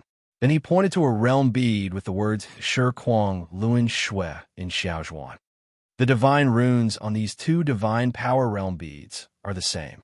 We guess that these 2 realm beads might have some special connection, so these 2 realm beads are often placed together. The divine runes on the 2 realm beads that Minister Yin mentioned were the same, were only the word study in Xiaozhuan. Xia Pingon pretended to nod with a solemn expression. Minister Yin pointed to the 3rd realm bead. This is a very rare realm bead that can summon architects. Although only a few people have successfully fused with this realm bead in hundreds of years, fortunately, the mortality rate of this realm bead is very low. Basically, no one will die. What do you think, Mr. Luoan? Are you satisfied? Of course, Xia Pingon was satisfied. He had never fused with these 3 realm beads before, so of course he was satisfied. As for the realm bead that could summon architects that Minister Yin mentioned, it had the words Yuhao's Pagoda on it. This was no stranger to Xia Pingon. Anyone who studied architecture should know about this great figure in the history of Huaxia. Yu Hao is the author of the first wooden construction manual in human history, the Wood Scripture. Ouyang Xiu had once described the construction process of the Kaibao Temple Pagoda in Kaifeng, Hunan, that Yu Hao had presided over. During the construction of this pagoda, Yu Hao had even considered the influence of the weather and wind on the day of Kaibao Temple Pagoda in the next 100 years. It could be said to be a model in the history of architecture. Upon hearing what Minister Yin said, Xiao Pingon knew why so few people could successfully fuse with the realm bead, Yuhao's pagoda. Even if the summoner who fused with it knew architecture, it was very difficult to reach Yuhao's height. Very good. I'll accept these 3 realm beads. Xiao Pingon moved his hand and put the 3 realm beads in his briefcase into his space warehouse. Mr. Luoan, are you going to stay in the fire country for a while? Minister Yin asked. It depends on the situation. I might stay for a while, or I might leave soon. Understood. The demon eyes are not so rampant in the fire country. If Mr. Luo has any questions, you can contact me at any time. The door of the Committee of Order is always open to Mr. Luoan. Thank you. I believe we will have a chance to cooperate. This is the key to the safe house of the Committee of Order in the Capital Circle. If Mr. Luoan needs it, you can go to the safe house to avoid the limelight. If you encounter danger, the Special Operations Forces of the Committee of Order will rush to the safe house in the shortest time possible. The address of the safe house is in the envelope. Minister Yin took out an envelope and handed it over. Xiao Pingon took the envelope. After Minister Yin finished his coffee, he simply said goodbye and left. Child of Fortune mischievously followed Minister Yin out. After seeing Minister Yin leave the coffee house, he walked toward a tall building not far away. After walking 100 meters away from the coffee house, a capable man in a black suit walked over. Minister, we have completed the deployment near the coffee house. 2 drones and an unmanned submarine are in place. Nonsense. Nonsense. This person isn't a demonized summoner. Withdraw everyone. If a 7th elemental realm summoner wants to leave, relying on these things is useless and will cause misunderstandings. Don't let the dragon group see us as a joke. If there's any problem, I'll explain it to the committee members. Minister Yan's expression immediately turned cold. The man in black lowered his head and quickly retreated. Silently, the arrangements around the coffee house and the sky above the dock and under the sea disappeared, and a group of people left silently. Minister Yin went to the top floor of the building and left in a helicopter. When the coffee house regained its silence, Xiao Pingon paid the bill and walked out of the coffee house. A moment later, he disappeared from the dock. Chapter 569. After leaving the cafe for over an hour, Xiao Pingon suddenly drilled out of a granite layer with distinct edges and corners in the thick underground rock stratum of the capital region of the Great Fire Country, like a ghost in a bubble. Watching this medium-sized underground karst cave, he finally revealed a wisp of smile as he muttered, "Here it is." The underground world was not solid. Those who had experience in exploring mines, exploring underground caves, or digging underground tunnels would know that the structure of the underground world in this world was very peculiar. In addition to underground rivers, there are also many natural caves or karst caverns of various sizes in the depths of the underground. Commoners' exploration ability in the underground world was very limited. Most of them were limited to some caves on the surface of the earth. However, with the help of special drilling equipment or excavating underground cities and underground bases, humans could drill about 10,000 m underground. Even summoners would find it very difficult to enter the depths of the underground world. They were as difficult as commoners. As for space-invading creatures, such as sandworms and demon rats, their underground activities were also limited. Sandworms and demon rats could hardly survive in the special hard stratum and a lack of air. Only summoners who had mastered the earth escaping skill could come and go freely in the underground world. After leaving the cafe, Xiao Pingon sneaked into the underground of the country of Fire's capital when no one was paying attention. He started to find a place to stay underground. Xiao Pingon had already found some underground crevices and natural karst caves. Those underground crevices and karst caves were either too shallow to the surface of the earth, only hundreds of meters or 1,000 to 2,000 meters deep, or they were relatively closed without air, or the temperature and humidity were not suitable. However, the underground karst cave in front of Zhongtai was pitch dark. Its volume was about 10,000 cubic meters. The karst cave was surrounded by granites and limestones. Among those granites and limestones, there were some crevices which were shorter than 10 centimeters and longer than half a meter. In those crevices, some underground mosses were growing on those rocks. Zhang Tai could faintly hear the sound of flowing water from the depths of the crevices. What was even rarer was that there was air here. It was not stuffy. The flowing underground river disturbed the air here. The air here might have existed when the landscape was formed millions of years ago, or it might have been brought by the underground river or the underground plants in the karst cave. But in any case, there was air here. Xia Pingan was very satisfied with the environment here. It was estimated that no living creatures would come to this place for millions of years. The underground rock layer, more than 10,000 meters deep, could hide all the divine power fluctuations here. More importantly, this place was under the central area of the capital region of the Great Fire Country. Above this karst cave was where the Ministry of Defense, the Committee of Order, the Congress, and other important institutions of Great Yin gathered. Needless to say, it was heavily guarded. No one would inexplicably carry out a 10,000-meter drilling project above. The Devil Eye and space invading creatures also avoided this area. Therefore, the underground here was the safest place. No one would disturb this place. Department head Yin probably didn't expect that I would be right under their noses. Xia Pingan smiled. He looked at the strange rocks around him. With a wave of his hand, the sky-burning vermilion bird was summoned. The fiery red sky-burning vermilion bird brought red light and heat to this place that had been without light for millions of years. The high temperature brought by the sky-burning vermilion bird directly melted a large piece of granite that was as rugged as a mountain. A hemispherical space was melted in the granite. Under the flames of the sky-burning vermilion bird, the melted granite was like clay in a child's hand. As it flowed, it gradually solidified into a simple stone bed and stone table. As the sky-burning vermilion bird flapped its wings, the heat of the melted granite converged into sparks and was absorbed by the sky-burning vermilion bird.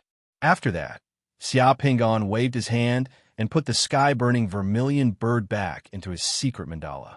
When the sky-burning vermilion bird disappeared, a brilliant and tidy hemispherical space hidden in a huge rock appeared in front of Xia Pingan. In this space, there was a stone bed and a stone table. The stone bed and table were not delicate. They just looked like melted candles. However, they could basically be used. Additionally, the temperature had returned to normal. After entering this hemispherical space, Xia Pingan looked around and nodded with satisfaction. It should be fine to settle down here. From now on, this place would be his secret base in the Great Fire Country. As long as this planet was not destroyed, there should be no problem here. His doppelganger could wait for him here safely. If he had mastered such a powerful Earth escape technique when he had just arrived in Paris, he might not have had the chance to meet Emily again. He took out a few moonstones and then laid them on the walls of this hemispherical space. The pitch-black space was lit up and looked a bit more romantic. Then he took out a tortoiseshell 5 elements inverted 8 trigrams sword array and activated it. He released a few mechanical spiders and threw them in an inconspicuous corner.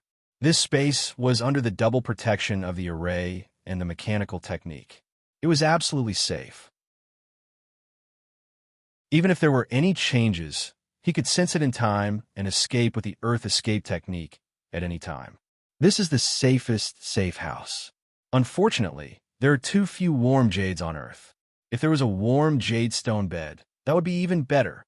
Xia Pingan nodded with satisfaction. After feeling that there were no more flaws and worries, he took out a thick cushion for cultivation and laid it on the stone bed.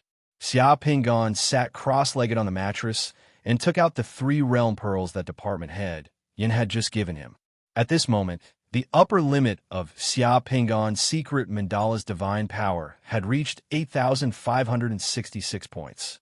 He was getting closer and closer to the 8,820 points of the 7th Sun realm. As long as he had the realm pearls, he would be able to break through. If he encountered special realm pearls, he might be able to complete the final breakthrough with just a few of them.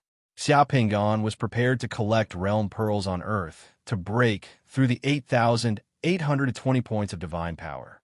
Then, he would return to the god-slaying bug world to find the seven-sun realm divine spring to complete the final breakthrough. Let's see what kind of surprise you have for me first. Xiao Pingon picked up the realm pearl that Ji Changxue had shot and began to drip his blood to fuse with it. Previously, Department Head Yin had said that this realm pearl was the divine I-realm pearl. Xiao Pingon had doubts in his heart, but he had not said anything. This was because, according to what he knew, Ji Changxue had indeed trained his eyes first. This was also the standard of a godly archer. Therefore, it was very normal for this realm pearl to have a spell slot that could strengthen a summoner's eyes after fusing with it. However, in history and legends, the person who had taught Ji Changxue how to train his eyes was Han Dan's godly archer, Fei Wei. After Ji Changxue had mastered his eyes and learned the ultimate archery skill from Fei Wei, Ji Changxue had heard from Fei Wei that the world's most powerful archery skill was mastered by someone called Gan Fu. Therefore, Ji Changxue had gone to Gan Fu to learn from him. In the end, he had learned the pinnacle of archery from Gan Fu. In the records of Taiping Imperial Records, Fei Wei was Gan Fu's student and disciple. After Fei Wei had mastered his archery skill, the two of them had a competition in archery. Fei Wei had secretly shot Gan Fu with an arrow. Gan Fu had caught Fei Wei's arrow and shot it back at Fei Wei. Fei Wei had run around a tree, but Gan Fu's arrow seemed to have grown eyes and could fly. It had also chased Fei Wei around the tree. In the end, Fei Wei had been defeated and had admitted defeat. If Ji Changxue had only learned the eye skill and archery skill from Fei Wei, he had only learned half of it.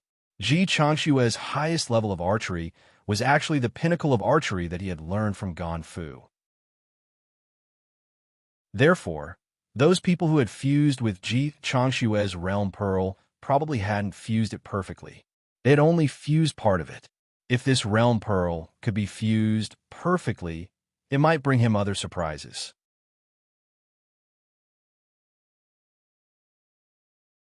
Chapter 570. Okay, godly arrow. As soon as Xiao Pingon opened his eyes, he saw that he was in the middle of the crowd, watching the bustle, while the people around him were all excitedly clapping and cheering. Not far away, there was a tall city gate tower. At the gate of the city gate, there were two words, Handan.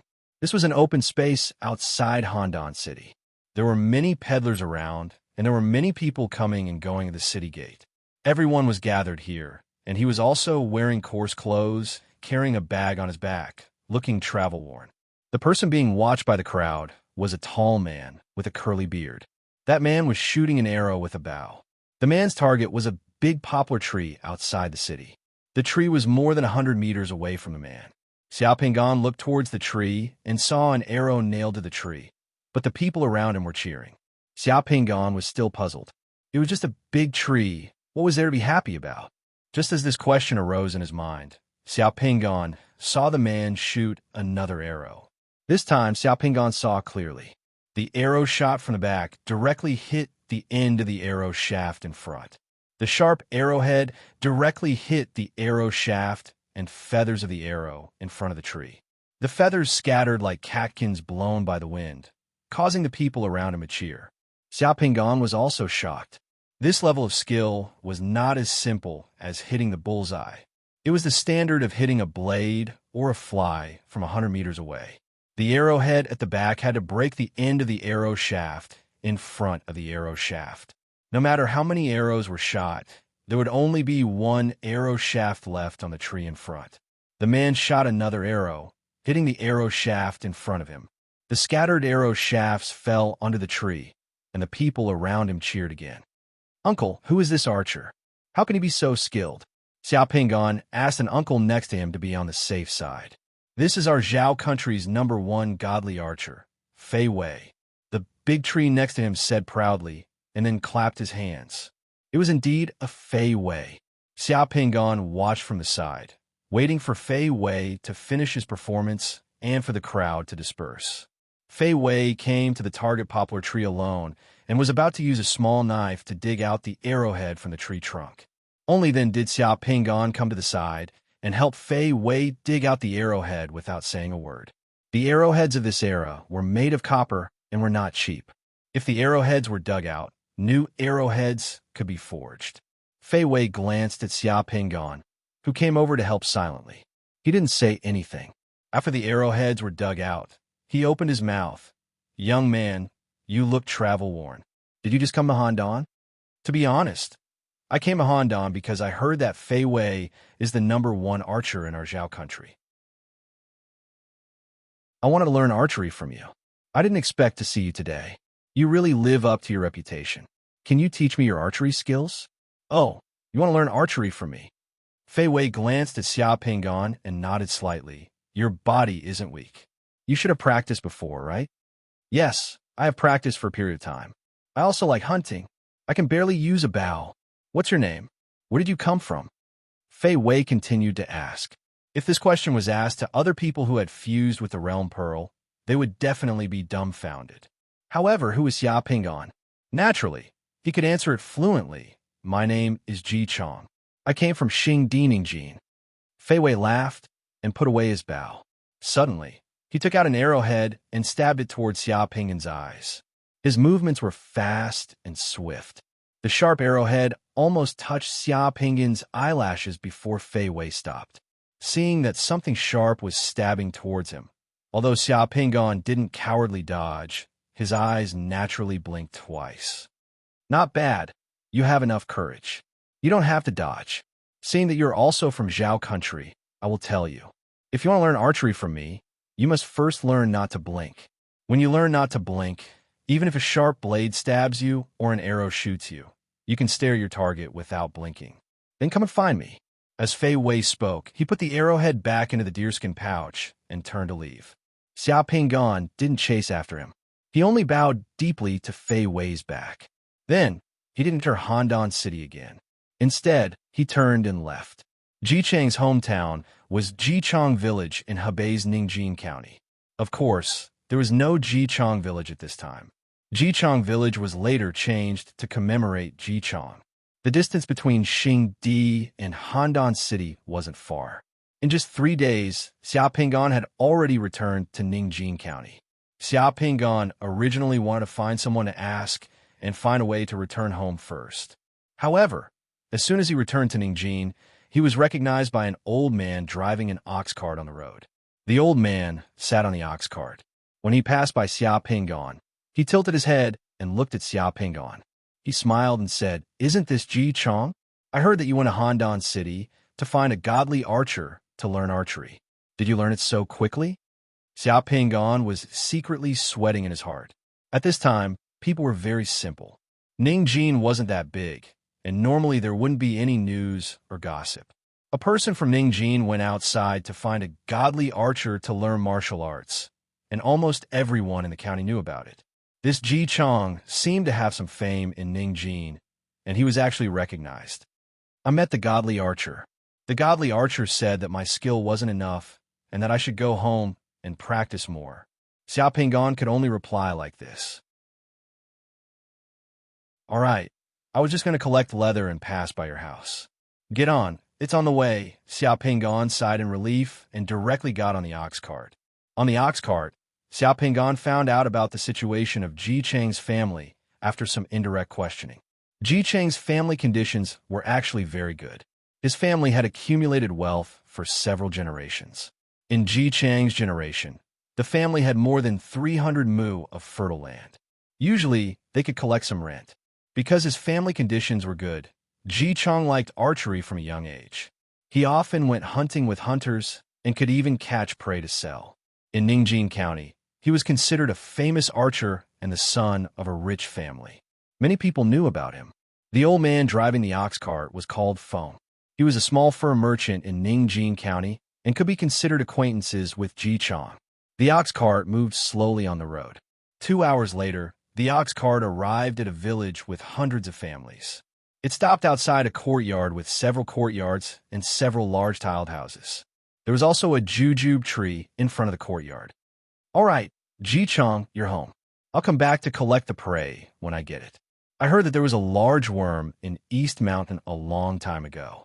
A few days ago, a rich merchant came here to collect the skin of a large worm or those with arrow holes." Xia Pingon got off the ox cart and came to the door. He knocked on the door.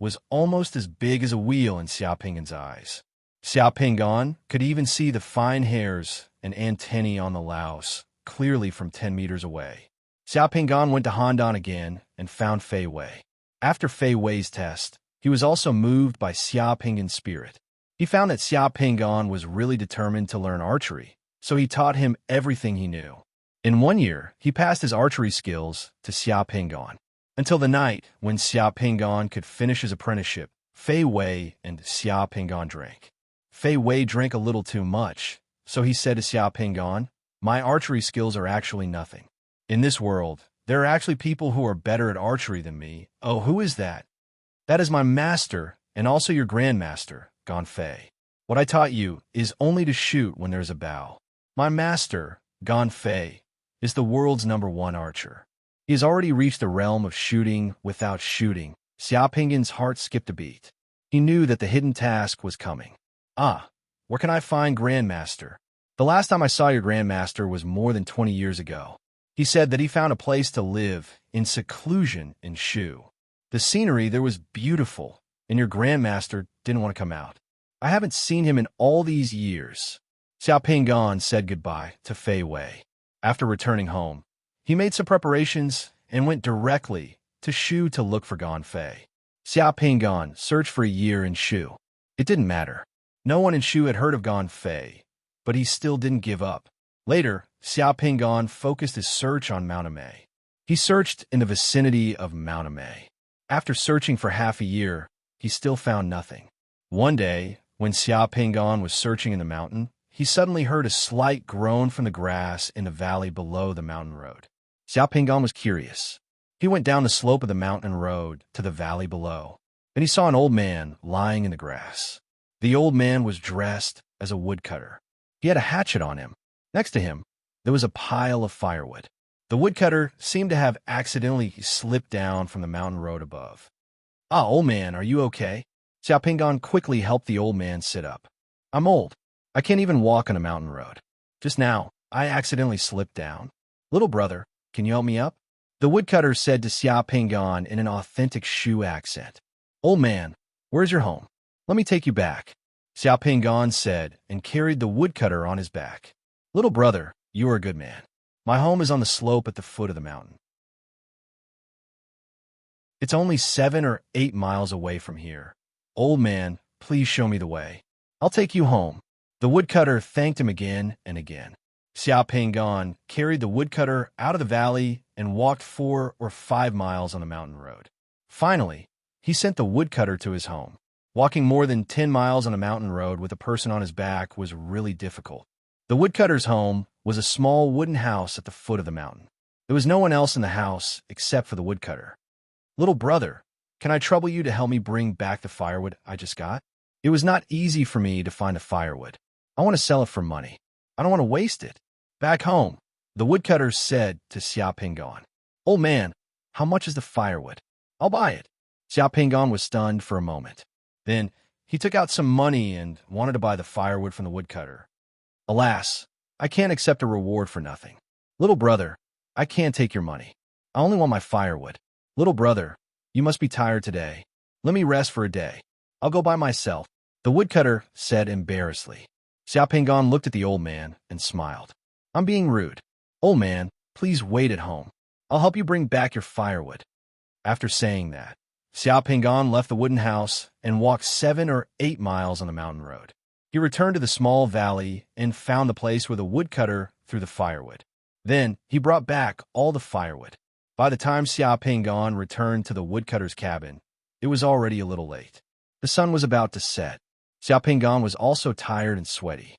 Xiaoping hadn't even had a sip of water when the woodcutter said to him, "Little brother, since you've brought back all my firewood, can you help me bring it back to Chunfeng Lu in Liujia village at the foot of the mountain? This is the firewood for Chunfeng Lu. I promised to send it to Chunfeng Lu." "Well, old man, please wait a moment. I'll send it to you," Xiaoping said. He didn't get angry. He directly picked up the firewood and prepared to leave. "Chunfeng Lu's roast chicken and wine are good. Little brother, with the money from selling the firewood, bring me some wine and dishes. I haven't eaten anything all day," the woodcutter said. Xiao Pingan nodded. Carrying the firewood, he went down the mountain. After walking 5 or 6 miles, he finally found Chun Feng Lu and delivered the firewood. The shopkeeper of Chun Feng Lu paid for the firewood. However, the firewood wasn't enough to buy the wine and roast chicken. Xiao Pingan added the money himself and bought the wine and roast chicken. Then, he brought them back to the woodcutter's cabin. When he returned to the cabin, the sky was completely dark. He handed the wine and roast chicken wrapped in lotus leaves to the woodcutter. The woodcutter finally smiled and invited Xiao Pingan to drink and eat the chicken together. Xiao Pingan didn't refuse. So he and the old man warmed the fire, drank wine, and ate the roast chicken in the cabin. After drinking 2 cups of wine, the old man put down the wine cup and suddenly asked, "Is Fei Wei doing well in Handan?" Xiao Pingan was stunned. Looking at the old man's smiling face, he hurriedly bowed to the old man and said, "Ji Chong pays his respects to Grandmaster." "Ha ha!" The old man laughed loudly. His eyebrows were filled with a different kind of expression, and there was no trace of the woodcutter's aura on his body. "Fei Wei, that brat, is the most dishonest and impulsive. Back then, when I taught him some skills, he felt that he had learned enough, and in order to compete with me, he actually launched a sneak attack on me. However, I didn't teach him to shoot without shooting ability. He's too impulsive and hasn't subdued the fire in his heart. After learning a little bit, he wants to go out and explore. If I really taught him to shoot without shooting ability, he would have caused a huge disaster. However, his eye for people is not bad, and he can even teach you some skills. It seems like he has improved quite a bit in the past few years."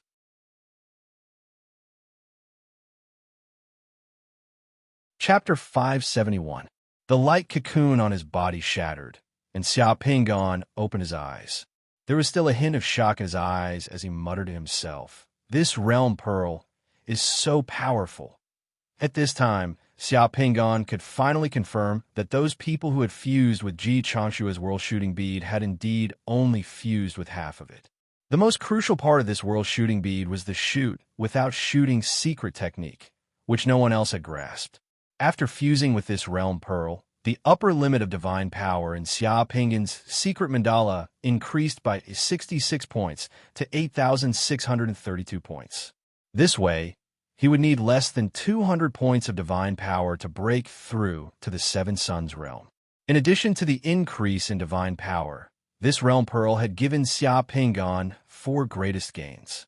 First, the realm pearl had provided him with a spell to strengthen his eyes, allowing his eyes to have the same terrifying observational ability as Ji Chong. This ability allowed Xiao Pingan to see a mosquito as big as an eagle from 1,000 meters away. This was also the second visual ability that Xiao Pingan had obtained after becoming a summoner, apart from dark vision. The second gain that the Realm Pearl had provided to Xiao Pingan was the secret technique of shoot without shooting. This secret technique allowed one to shoot powerful invisible arrows without the need for a bow and arrow, easily crushing the best sharpshooters. The third gain that the Realm Pearl had provided to Xiao Pingan was that after fusing with this Realm Pearl, Xiao Pingan's mastery of the bow and arrow had reached its peak. As Xiao Pingan did not have the mystery of the boundary, what Ji Chong had experienced and learned in the Realm Pearl was the same as what Xiao Pingan had learned and mastered himself. The fourth gain that the Realm Pearl had provided to Xiao Pingan was that he could summon sharpshooters. Note that this was summoning sharpshooters, not ordinary ones. The combat power of the two was not on the same level at all. The newly increased divine power strengthened the ability of Xiao Pingan's doppelganger.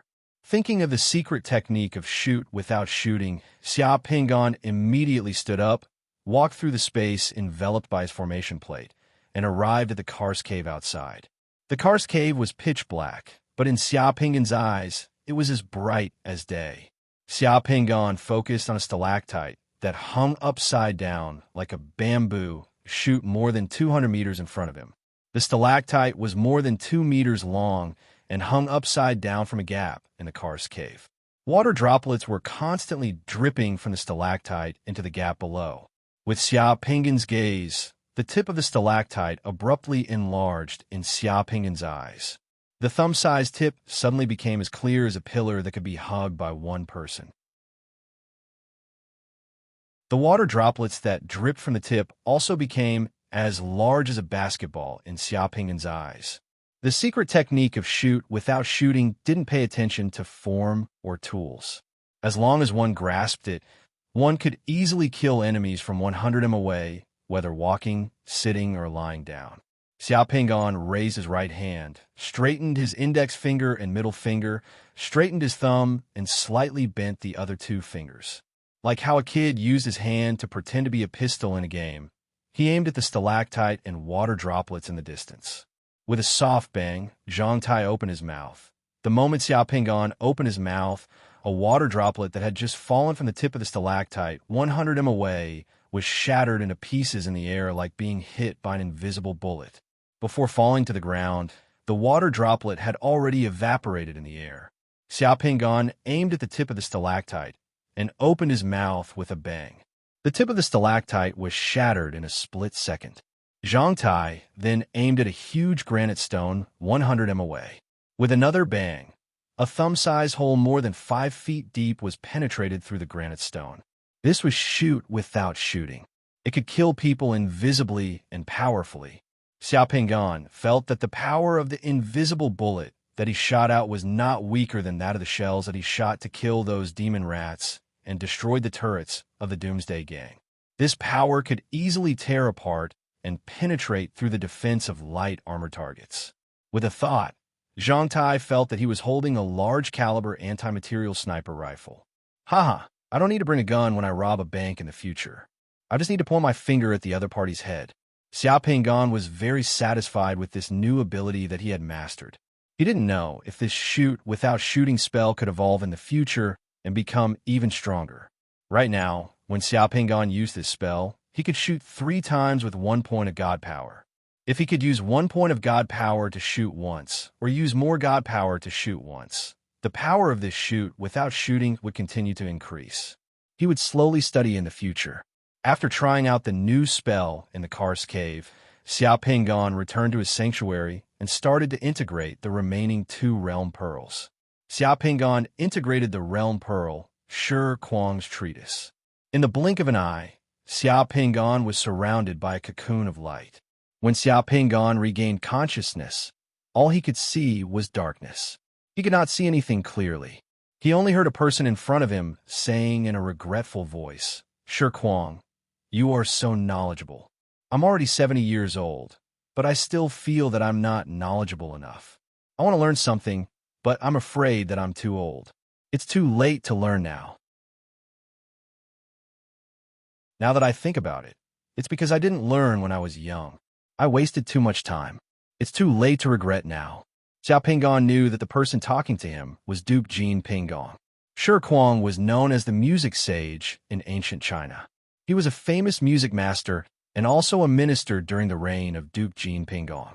He was good at music and divination and was the ancestor of fortune tellers. At the same time, he was proficient in the language of birds and beasts. Legend had it that when Shi Kuang played the zither, he could summon phoenixes and hundreds of birds. There were also rumors that he was the creator of the ancient Taiji fist.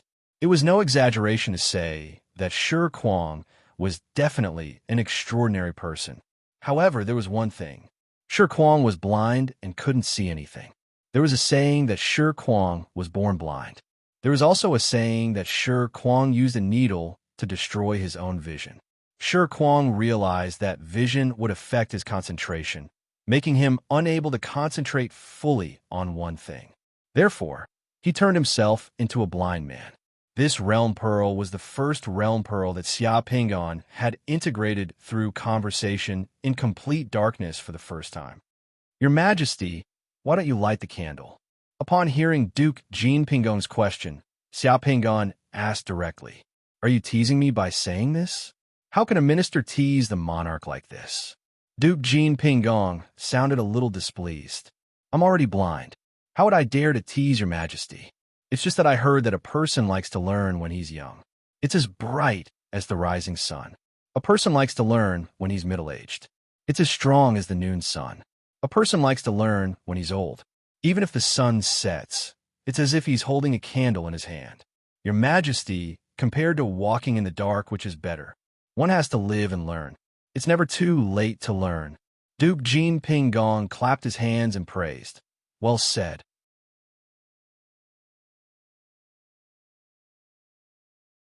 Chapter 572.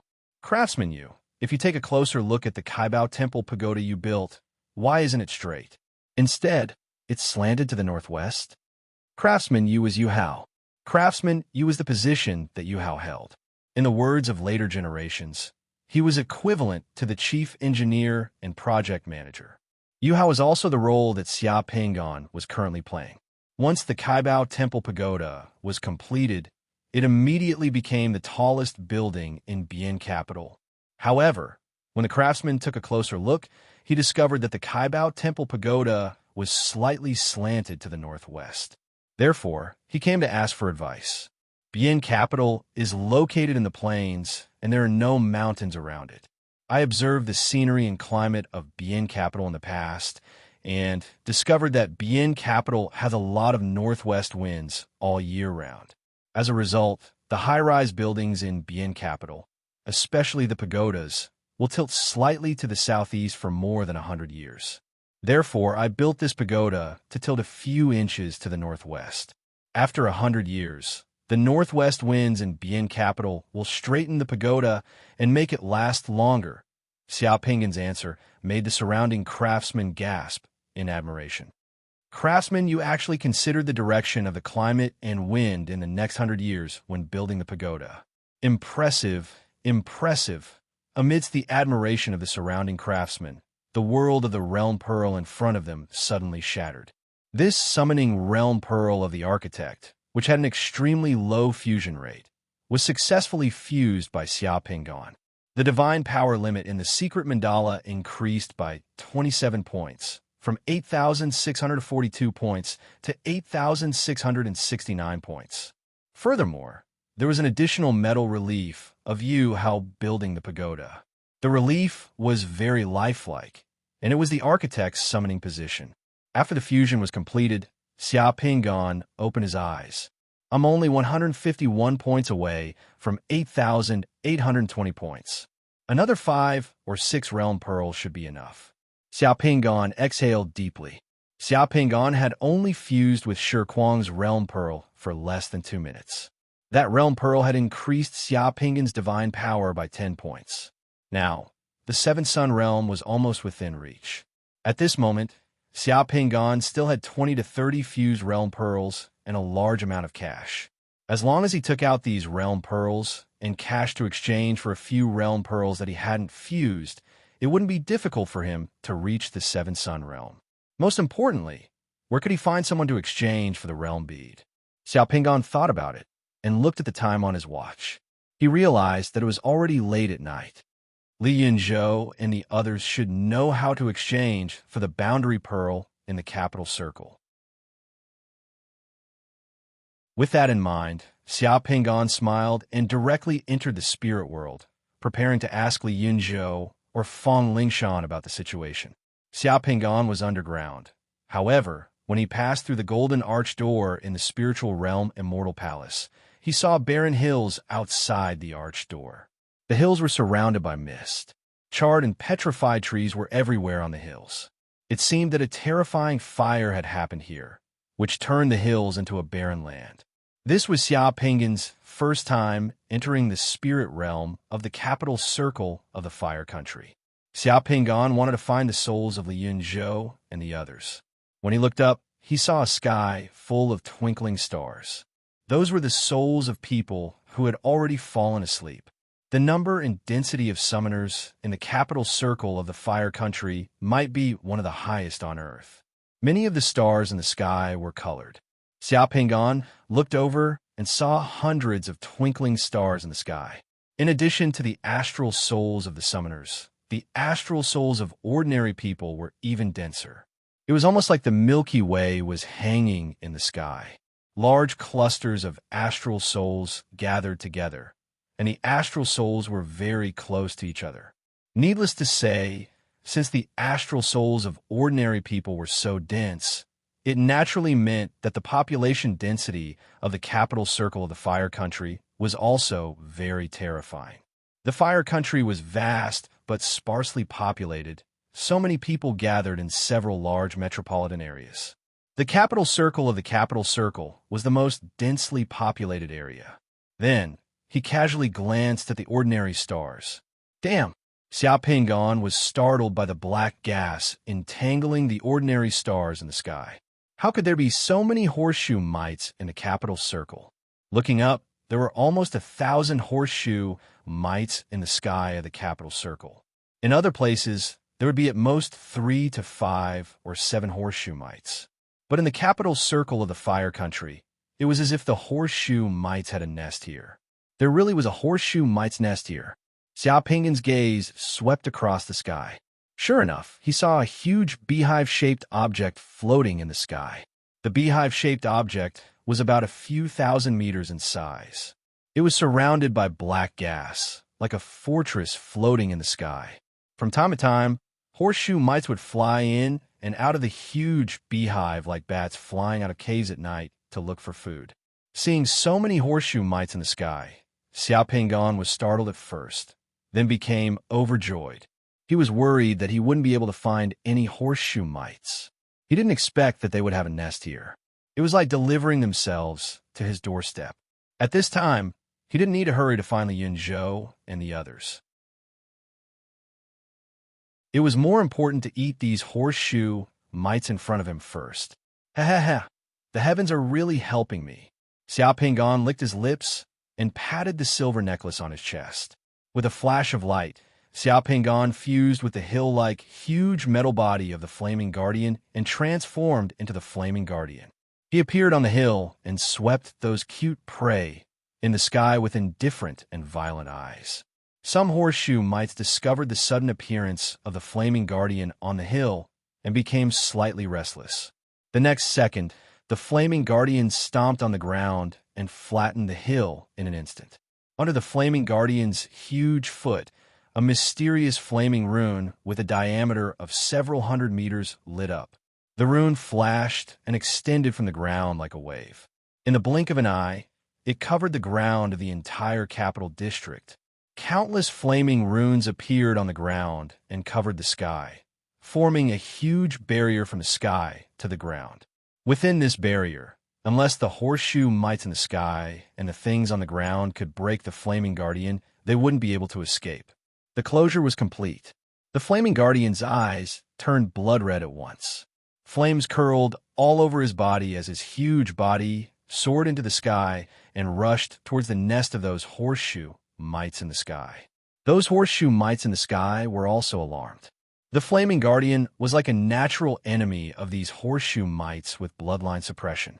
As soon as those horseshoe mites sensed the terrifying aura of the Flaming Guardian, they were startled and fled in all directions.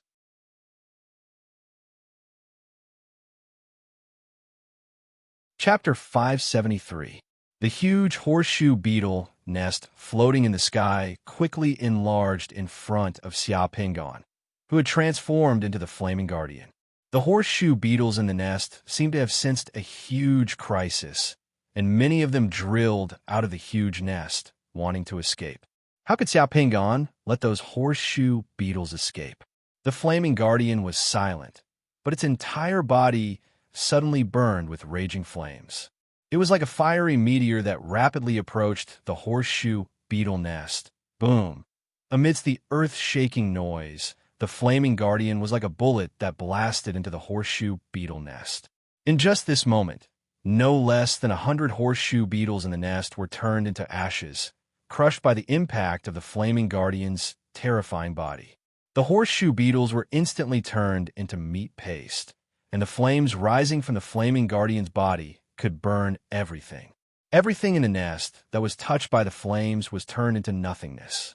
In just a moment, countless soul power golden lights converged on the Flaming Guardian's body. The horseshoe beetles were panicking everywhere in the nest. Those horseshoe beetles probably never thought that one day, a metal giant with terrifying flames all over its body would rush into their nest. In the nest, Xiao Pingan also saw a tall altar. Around the altar were a few horseshoe beetles that had already taken human form but were still dragging their tails. Some of the horseshoe beetles were black, similar to the horseshoe beetles that Xiao Pingan had seen before, but there was also a horseshoe beetle with a dark red body that was clearly different from the other horseshoe beetles. The horseshoe beetles were shocked by the flaming guardian that suddenly rushed into the nest. In great fear, they instantly wanted to escape. How could Xiao Pingan let those horseshoe beetles escape from under his nose? Those horseshoe beetles were great nourishment for spirit herders. The flaming guardian's huge palm suddenly grabbed at the horseshoe beetles as if it was catching insects. It grabbed 3 of them at once, and with a slight force, the 3 horseshoe beetles turned into powder under the flaming guardian's huge palm like pigeon eggs. 2 horseshoe insect monsters escaped. A black horseshoe insect monster soared into the sky and wanted to fly away. The dark red horseshoe insect monster quickly retreated and entered the tunnel behind it. The horseshoe insect that soared into the sky didn't run far. Xiao Pingan waved his other hand, and the horseshoe insect in the air was like a fly that hit a fly swatter. It was instantly smashed into meat paste by the flame guardian's big hand and turned into ashes by the flames on the hand. The dark red horseshoe insect that wanted to escape through the tunnel didn't get far. The flame Vajra punched out, and the terrifying fist directly penetrated the tunnel. The high temperature of the fist turned into a fire dragon and poured into the tunnel. The raging fire dragon was very violent. It was like a river rushing through the tunnel, incinerating everything in its path. The dark red horseshoe insect monster was still running wildly in the tunnel. When the flames hit it like a flood, it could only let out an unwilling scream and turn into ashes in the flames. The tunnel of the huge insectoid hive was filled with flames. In the eyes of Flame King Kong, the pitch-black tunnel inside the insectoid hive was covered with dense fiery veins like spider webs.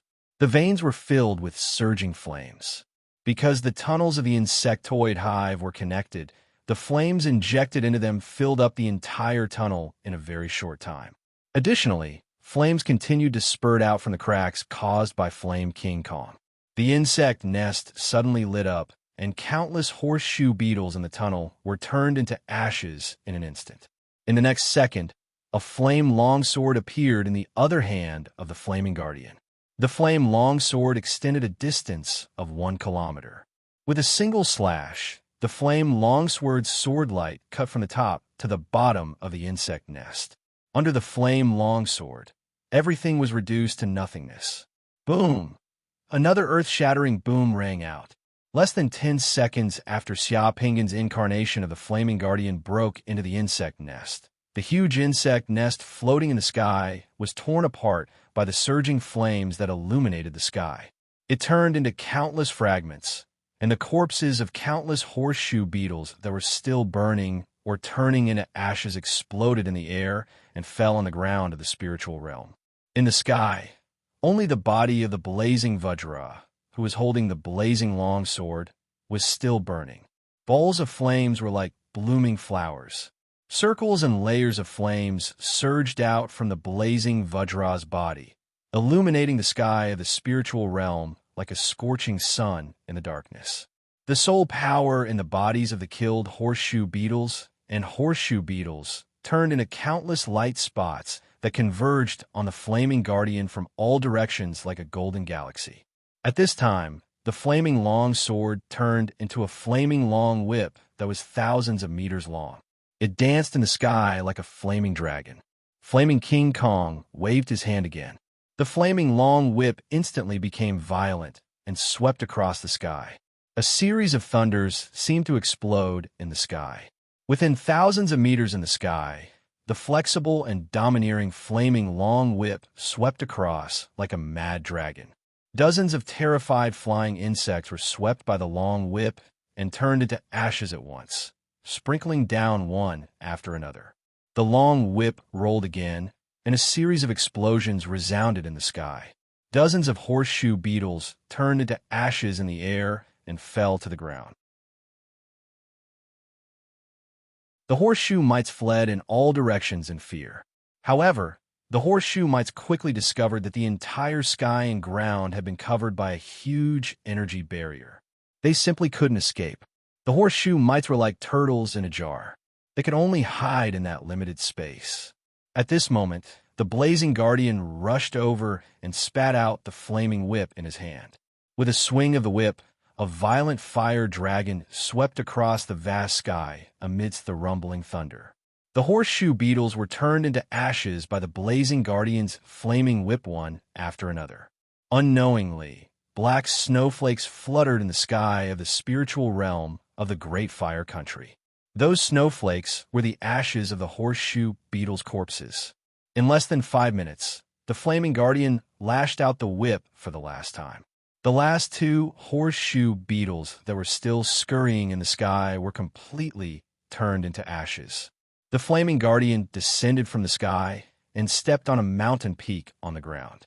The mountain peak shattered, and the horseshoe beetles that were hiding in the cave under the mountain peak were trampled into a bloody paste by the flaming guardian's foot. The spiritual realm was finally peaceful. Meanwhile, Xia Pingan's spiritual body's soul force, the golden lumps of light in front of his chest, had already expanded by more than 10 times. They were like a sun condensed from soul force in front of Xia Pingan's chest. The radiance of soul force made Xia Pingan's spiritual body feel comfortable and powerful at all times, as if the soul force in his spiritual body was limitless. Not only that, but as the soul power in his body increased, something seemed to have condensed in the soul power sun.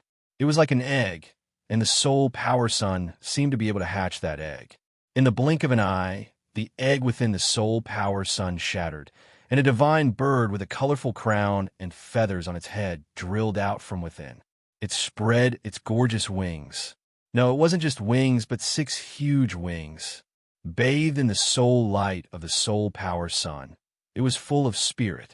The divine bird's gaze had the aura of an emperor that overlooked all living things under the blue dome of heaven.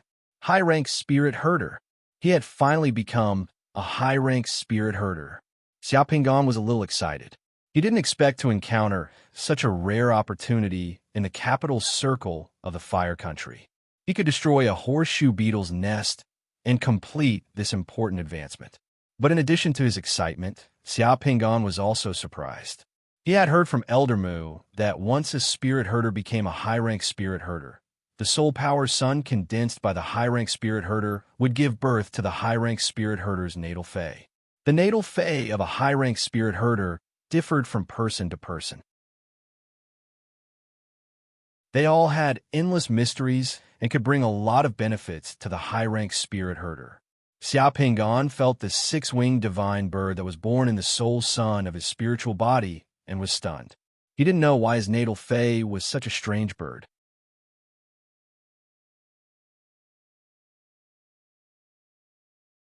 Chapter 574. The flaming Vajra disappeared in a flash. Xia Pingan's figure appeared on the ground, and the flaming Vajra turned back into a necklace around his neck. After the battle, just now, the ground of the capital circle's spirit realm was covered in black ashes from scorpions. The sky suddenly cleared up, and the astral souls shone even brighter. They were not affected by the previous battle at all. No one knew what had happened, but many people in the capital ring had quietly gotten rid of their nightmares and were destined to have a good night's sleep tonight. What's the use of this spirit herder's natal fae? Xia Pingan touched his chest. For the time being, he did not find out what benefits the natal fae could bring him. However, when he thought about how he had become a high-tier spirit herder, Xia Pingan became excited again. This meant that when he returned to the spirit herder fortress this time, he would be able to learn the unique skills of high-tier spirit herders. Within the spirit herder's power system, advancing to a high-tier spirit herder would result in a huge improvement and qualitative change in his abilities. Xia Pingan had been waiting for this day for a long time. Suppressing his excitement, Xia Pingan raised his head again and looked at the bright and clean starry sky. A smile appeared on his face. Perhaps this is the meaning of the spirit herder's existence. The unknown protector of the night, the shepherd of the astral souls. Among the stars in the sky, Xia Pingan easily found Xia Ning's astral soul. Xia Ning had already fallen asleep. Xia Pingan thought about it and decided not to enter Xia Ning's dream to disturb her. To Xia Pingan, it was enough as long as he could confirm that his sister was doing well in the capital ring. If he interacted too much with Xia Ning, it would not be good for Xia Ning. Let's see if there are any other acquaintances. Xia Pingan used the soul-seeking technique and soon found Li Yunzhou. Looking at the direction of Li Yunzhou's astral soul, Li Yunzhou was not in the capital ring. It was more like he was on the sea, but there was no problem communicating in the dream. Soon, Xia Pingan used the dream teleportation technique to enter Li Yunzhou's dream. In the dream, Li Yunzhou was killing everyone. A few devil rats and a group of zombies broke into the girls' high school, causing the school to fall into a crisis. At the critical moment, Li Yunzhou descended from the sky like Superman and killed the devil rats and zombies in a few moves. He became the savior of the girls' high school. Then, a group of efficient and beautiful teachers and beautiful students surrounded him. Li Yunzhou was immersed in a sea of happiness. Wow, you're amazing. We admire you so much. Please come to our school to be the principal. A beautiful teacher held Li Yunzhou's hand and said with tears in her eyes, "The safety of our school's teachers and students is in your hands." Teacher, as long as you come to our school, you can do whatever you want. A few beautiful female students in sailor suits hugged Li Yunzhou's thighs and knelt pitifully in front of Li Yunzhou, revealing their snow-white thighs. "We're so scared. Teacher, please stay in our dormitory building. That way, those bad guys and invading creatures won't come." A group of girls outside shouted loudly. "Don't worry, I won't leave you," Li Yunzhou said righteously in a dream. Then he saw that the beautiful students and teachers around him all disappeared. Everything in the girls' high school disappeared. Xia Pingan with a golden mask on his face appeared in front of him again. Xia Pingan also looked at Li Yunzhou speechlessly. The spiritual energy in this guy's dream was very high, which meant that this dream was really a good dream for Li Yunzhou. Not only was it a good dream, but it was also something he had always longed for. It had a strong resonance with his soul and emotions. It turned out that the most secret desire in this guy's heart was to become the principal of the girls' high school. Who are you?" Li Yunzhou, who was still immersed in the dream, did not fully react. He was still looking around. Where are those female teachers and students? "I'm going to save them." Xia Pingan pointed at Li Yunzhou and poured a basin of cold water over Li Yunzhou's head. Li Yunzhou, who was still in the dream, suddenly woke up and finally realized that he was seeing Xia Pingan in the dream again. Where have you been?" Li Yunzhou asked directly. "Are you still in Paris?" "I've arrived at the Fire Country, in the capital circle. By the way, can I ask you something? What's the matter?" Li Yunzhou looked at Xia Pingan while looking at the foggy dream around him. Every time Xia Pingan appeared in his dream, he would be greatly shocked. "I have some realm beads that I don't need. Do you know where I can get some rare realm beads in the capital circle? You can exchange them with my realm beads or buy them with money. There are many summoners in the capital circle. Everyone should have this need. You want to exchange and buy realm beads. Of course, there's a peace villa in the capital circle on the Goddess Island in the capital circle. You can ask around. The Peace Villa in the capital circle is one of the biggest strongholds of the Mass Club in the Fire Country. You know the Mass Club, right? It's a global summoners club. You can exchange and buy some rare realm beads in the capital circle's Mass Club." Mass Club? Xia Pingan suddenly remembered that when he was in Izhou province, Yinduo had taken him to the Mass Club in Izhou province. "I know the Mass Club. They only accept members," Xia Pingan said. "I'm at sea now. It's not convenient for me to come over. I'll contact the Mass Club and give you a referral. You can go to the Mass Club and become a member yourself. By the way, this is your first time there, so you can't go to the Goddess Island directly. The Goddess Island won't accept summoners who come out of nowhere. The Mass Club has a window and office in the Sage building next to the National Library in the capital circle. They provide summoners 24 hours a day. You can go to the Sage building first and identify yourself. After you join the club, they will arrange transportation to send you to the Goddess Island. Li Yunzhou explained to Xia Pingan in detail. It's not convenient for my current identity to be exposed. Is that okay? Of course not, but don't you know who I am? I'm a member of the Mask Club, recommended by the summoners of the Committee of Order. You can join with a hidden identity. It doesn't matter even if you wear a mask. I'll call them to vouch for you. You just have to go to the Sage Building tomorrow morning. Li Yunzhou patted his chest and said proudly, "Why is it tomorrow morning? Can't I go tonight?" "Okay, then tonight it is. I'll call them after I get up." Li Yunzhou spread his hands and said, "Okay, thanks." Xiao Pingan was ready to leave Li Yunzhou's dream. Hey, can you do me a favor?" Li Yunzhou hurriedly called out to Xiao Pingan. "After I call them, I still have to sleep. I've been looking forward to that dream for a long time. Can you send me back to that dream again?" Li Yunzhou said wretchedly. Xiao Pingan looked at him speechlessly. When leaving Li Yunzhou's dream, Xiao Pingan waved his hand, and Li Yunzhou was directly sent out of the dream and woke up. After waking up, Li Yunzhou was in a separate cabin of a warship. A few days after returning from Paris, he received a new mission. However, compared to the mission in Paris, the new mission was much less dangerous. It was just a little boring. He had to stay on this Fire Country Navy cruiser for 2 months. As a summoner on the ship, he had to deal with some things that only summoners could deal with. During the mission, there was no communication restriction, and he could still use the ship's phone to contact the outside world. In his cabin, Li Yunzhou directly dialed a number with a visible encrypted phone. After completing the identification, Li Yunzhou talked to the person on the other side about business. "Yes, I'll introduce a person to the Mask Club. Well, that person is a supplier of the Committee of Order. His identity is confidential, and he's also a summoner. The fee to join can be directly withdrawn from my card." In the underground safe house, Xiao Pingan also opened his eyes and left the spirit world. The next second, he walked out of the safe house. His figure flashed, and he left using Earth Escape. Only 10 minutes later, Xiao Pingan stood at the entrance of the Sage Building.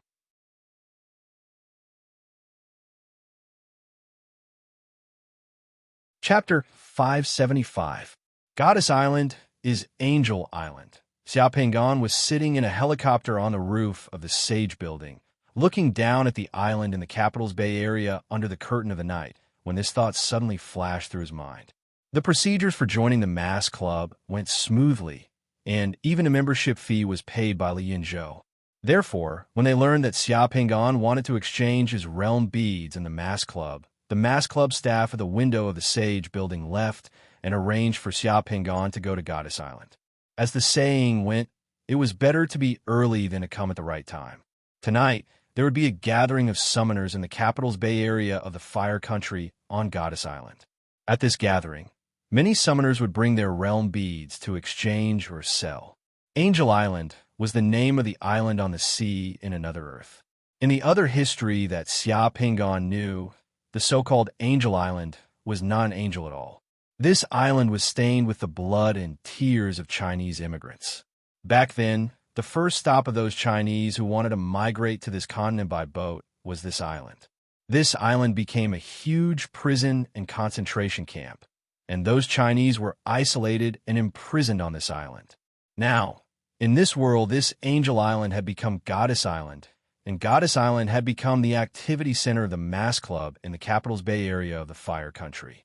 The Mask Club had built a safety villa on the island, welcoming summoners from all over the world. Sitting in the helicopter, Zhang Tai could see the wharf on the east side of Goddess Island and a large number of luxury yachts anchored in the harbor area. The luxury yachts anchored here were as common as bicycles parked in a shopping mall. The wealth of summoners was vividly displayed here. For a senior summoner, the so-called helicopters and yachts were only worth the value of a realm bead. As long as there was a need, they could buy them at any time. On the island, there was a villa with a white outer wall hidden among palm trees. The lights in the villa were not dazzling in the wild, but they were brilliant enough. Sitting in the helicopter, Zhang Tai could see many security guards in black suits patrolling outside the villa. Before Xiao Pingan's helicopter arrived, another helicopter had just landed on a helipad outside the villa. Two people in gorgeous summoner robes got off the helicopter and were taken into the villa. Then, the helicopter flew away. After a short while, Xiaopingan's helicopter also landed on the helipad nearby. "Sir, we've arrived at Peace Villa." The helicopter pilot, wearing noise-proof headphones, turned his head and told Xiaopingan. "Okay, thank you.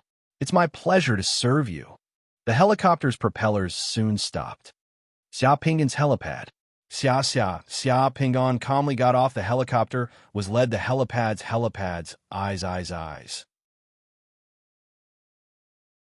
Xiaopingan's eyes helipad's helipad.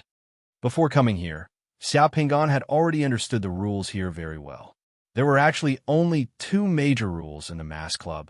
One was that no martial arts or spells were allowed in the mass club. The other was that no one was allowed to inquire about or disclose the identities and transaction details of other people in the club. A cocktail party was being held in the hall of the villa and on the lawn outside the hall.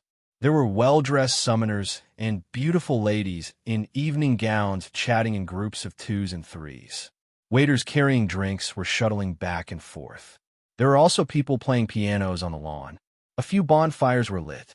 Music, wine, and bonfires made the island seem especially romantic. What was interesting was that almost a quarter of the summoners who came here were wearing masks, but no one cared. Here, Xiaopingan was free to move around. Xiaopingan was not interested in chatting. He went straight through the banquet area and came to a hall behind the villa. Here, it was another scene. The hall was like a high-class museum. Glass counters were placed here. Resin models of boundary beads were placed in the counters. These boundary bead models were all boundary beads that could be sold in the hands of the mass club. The label under the boundary bead model had the serial number of the boundary bead. The price ranged from tens of millions to hundreds of millions. There were many summoners around here. Everyone was commenting on the boundary beads here. If anyone fancied a boundary bead, they could contact the mass club and complete the transaction alone in the transaction room. The mass club did not dare to put dozens of boundary beads here at once. In case some summoner had evil intentions, it would be difficult to clean up. Therefore, putting down boundary bead models was the experience they learned after a bloody lesson. Of course, for a summoner, a boundary bead model was just a rough approximation of a boundary bead. Whether it was real or fake could be distinguished at a glance. It was impossible for anyone to use a model to pass off as a real one. Xiaopingan's gaze swept across the display cabinets here. Originally, he was full of enthusiasm, but after looking at the counters, he couldn't help but feel disappointed. There were more than 50 kinds of boundary beads in the counters here, all of which he had already fused. None of them could be used. The boundary beads here, such as the Foundation Establishment boundary bead, Net boundary bead, Slave Soldier boundary bead, and so on, may be useful to ordinary summoners, but they were useless to him. Among those boundary beads, the most expensive one was the Tsang Jieb boundary bead, priced at 560 million yuan. It attracted a group of people to gather around the boundary bead model and discuss it, but that boundary bead was useless to Xiaopingan. Xiaopingan passed through the hall and the corridor garden outside and continued to walk inside. Inside, there was a garden for summoners who came here to exchange boundary beads and other resources. There was a gurgling stream in the garden, and the scenery was beautiful. There was also a bar, a corridor, and dark green lights dotted under the luohan pines in the garden. Summoners gathered everywhere in the garden. As soon as Xiaopingan arrived here, he heard a voice. "I want to use this black box boundary bead to exchange for a boundary bead that summons archers. This request isn't too much, right? Almost no one can fuse with this black box boundary bead of yours. It's really not easy to exchange it for a boundary bead that summons archers. My black box boundary bead almost won't die if I fail to fuse with it, but it's useless if it can't be fused." Looking in the direction of the voice, Xiaopingan saw two summoners talking next to the bar. When he turned his gaze, he saw that a summoner wearing a clown mask had already left, leaving behind a slightly disappointed man standing there with a boundary bead in his hand. Xiaopingan directly walked over. "Can I see your black box boundary bead?" That person glanced at Xiaopingan and then showed the black box boundary bead in his hand to Xiaopingan. Here, it's this one. Xiao Pingon looked at the black box boundary bead and realized that it was blood red in color. There were 4 Xiaozhuan characters he'd done stabbing tongue in the boundary bead. Xiao Pingon thought to himself, no wonder this boundary bead was a black box boundary bead and no one could fuse with it. Who would have thought that a person's request before death would be so strange?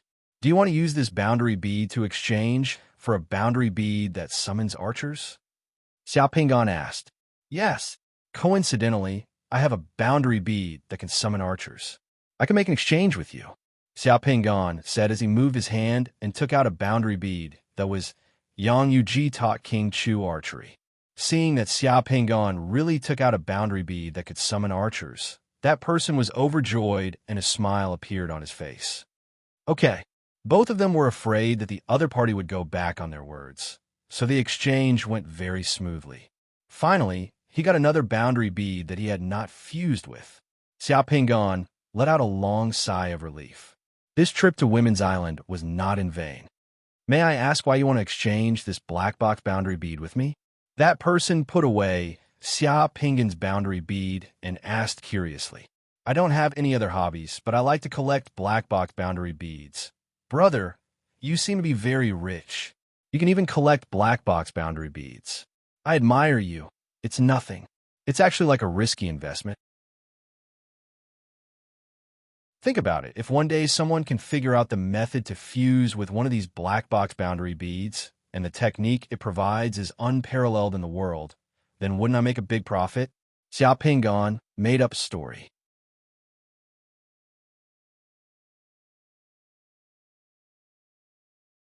Chapter 576. That summoner who had exchanged a realm bead with Xiao Pingon left there very happily. Before leaving, he even left his phone number to Xiao Pingon.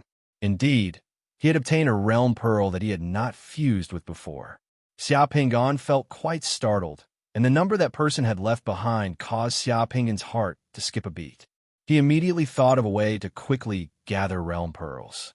Seeing so many people gathering in the garden and discussing various trades in 2s and 3s, Xiao Pingon instantly took out a mobile phone from his space teleportation equipment and pretended to answer a call. However, his voice became so loud that it could be heard clearly by the entire garden. Hello, Clan Head, yes, it's me. I'm attending a party at the Mass Club in Goddess Island. What? Why do you suddenly want to purchase rare realm beads? Don't we have many realm beads at home? Great-grandpa has come out of his secluded cultivation. He feels that we don't have enough realm beads. Therefore, he wants to purchase more realm beads at the cost of 1 billion euros. The summoner's eyes and ears were very sensitive, especially the summoners in this garden. Everyone wasn't too far away. When Xiao Pingon said 1 billion euros, almost all the summoners in the garden turned to look at him. Many people's hearts skipped a beat. 1 billion euros was not a small amount. They then looked at Xiao Pingon's face. However, this face looked a bit strange. However, they could not figure out the background of Xiao Pingon. When Xiao Pingon was making a call here, someone had already started to move towards Xiao Pingon. All right. Can I buy all the things that we don't have at home and use my share of realm pearls to exchange for them? Yes, I can raise the capital by 20%, and the rarer ones can be raised by 40% to 50% at most. Let me decide the specifics. All right, I got it. Let me take a look. Just now, I saw that the realm pearls sold by the club were all very ordinary. When Xiao Pingon hung up the phone and turned around, he found many people had surrounded him. A middle-aged fat man, wearing glasses and black formal attire, stepped forward with a smile on his face. I just heard from Brother's phone call that Brother seems to want to purchase rare realm beads. My surname is Huang, and my name is Huang Sheng. How should I address you, Brother? You seem a little unfamiliar. Haha, you're too polite. My surname is Xiao Pingon. I'm from Huaxia. I've been traveling around the world. I've just arrived at the capital circle of the Fire Country. It's my first time here, Xiao Pingon said politely. I have a realm pearl here. Brother Qin, take a look and see if you need it. As the bespectacled fatty spoke, he moved his hand and took out a realm pearl. When Xiao Pingon saw the realm bead, he laughed.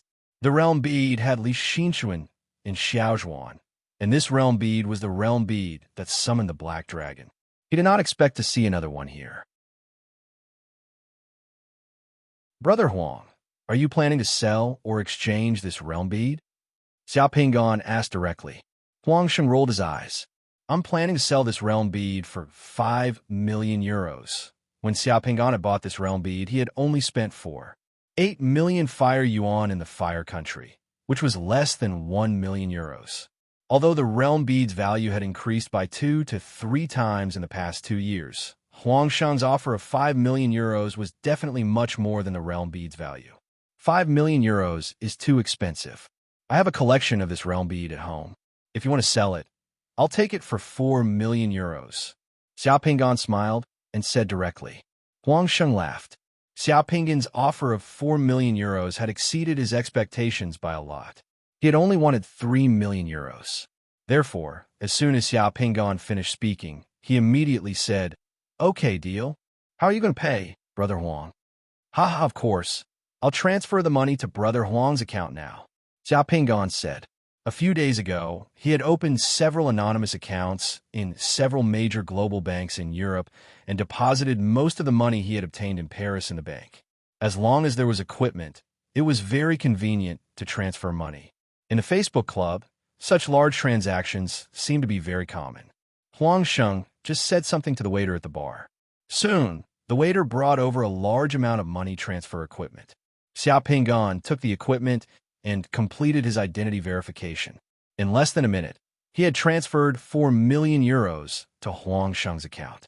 Huang Sheng checked his account and found that the money had been transferred. He immediately laughed and gave the realm bead that summoned the black dragon to Xiao Pingan again. Xiao Pingan accepted the realm bead of the black dragon.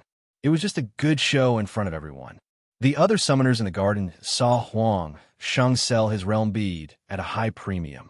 This Mr. Pingan was really rich. He paid on the spot. Those who wanted to sell or exchange realm beads immediately surrounded him. They all looked at Xiao Pingan with eager eyes and took out their realm beads. Mr. Qin, please take a look at my realm pearl and see if you need it. My realm pearl only costs 6 million euros. Mr. Qin, my realm bead is a rare black box realm bead. It only costs 10 million euros.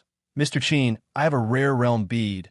My realm bead with divine power is also very rare, and the failure rate of fusion is also very low.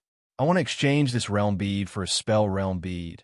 In a few seconds, Xiao Pingan was surrounded by people. Realm beads were placed in front of Xiao Pingan's eyes. Everyone, don't push. We have time. You can come one by one. As long as it's a realm bead that our family doesn't have, I'm willing to buy it. Xiao Pingan had fused most of the realm beads that everyone took out.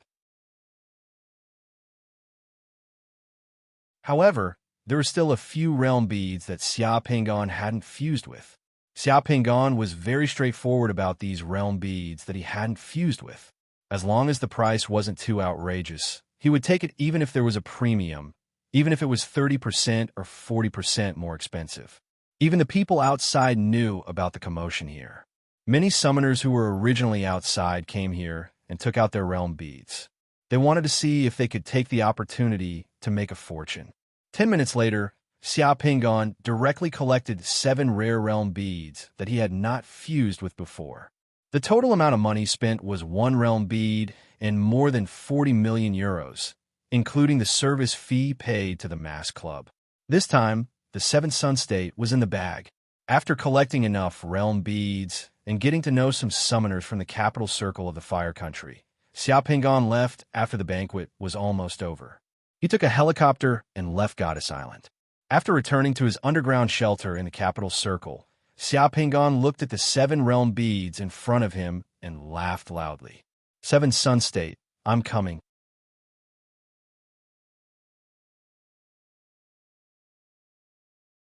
Chapter 577. Father, the first realm bead that Xiao Pingan fused with was this He Dun's prickly tongue. As soon as he entered the realm bead, Xiao Pingan opened his eyes and saw a man kneeling in front of him, crying. This was a prison.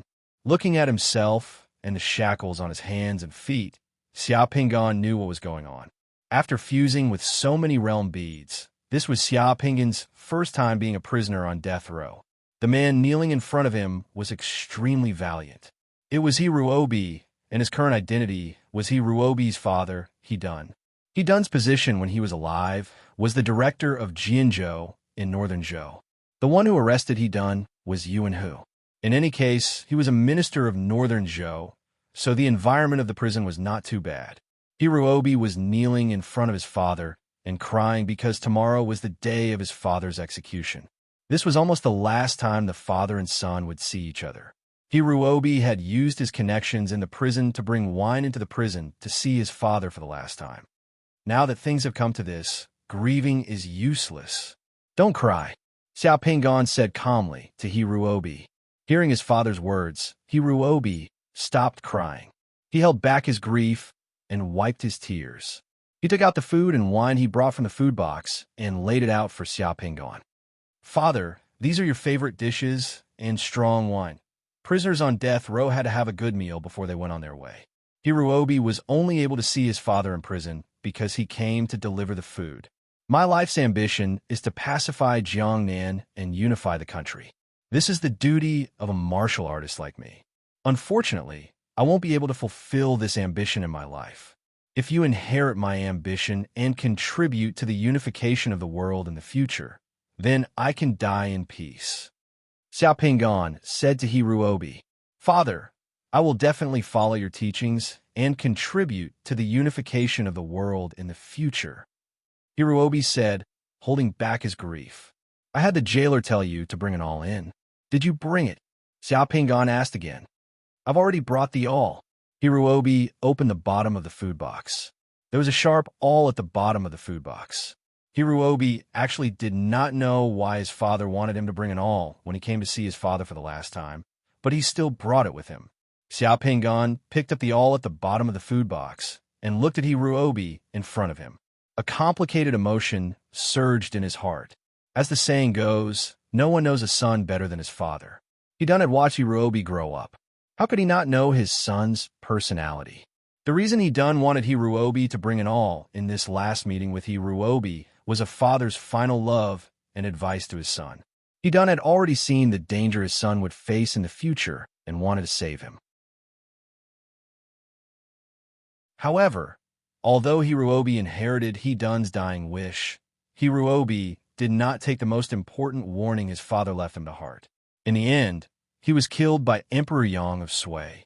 If Hiruobi could really understand his father's painstaking efforts before his death and be careful with his words and actions, he would probably not cause any more trouble in the future.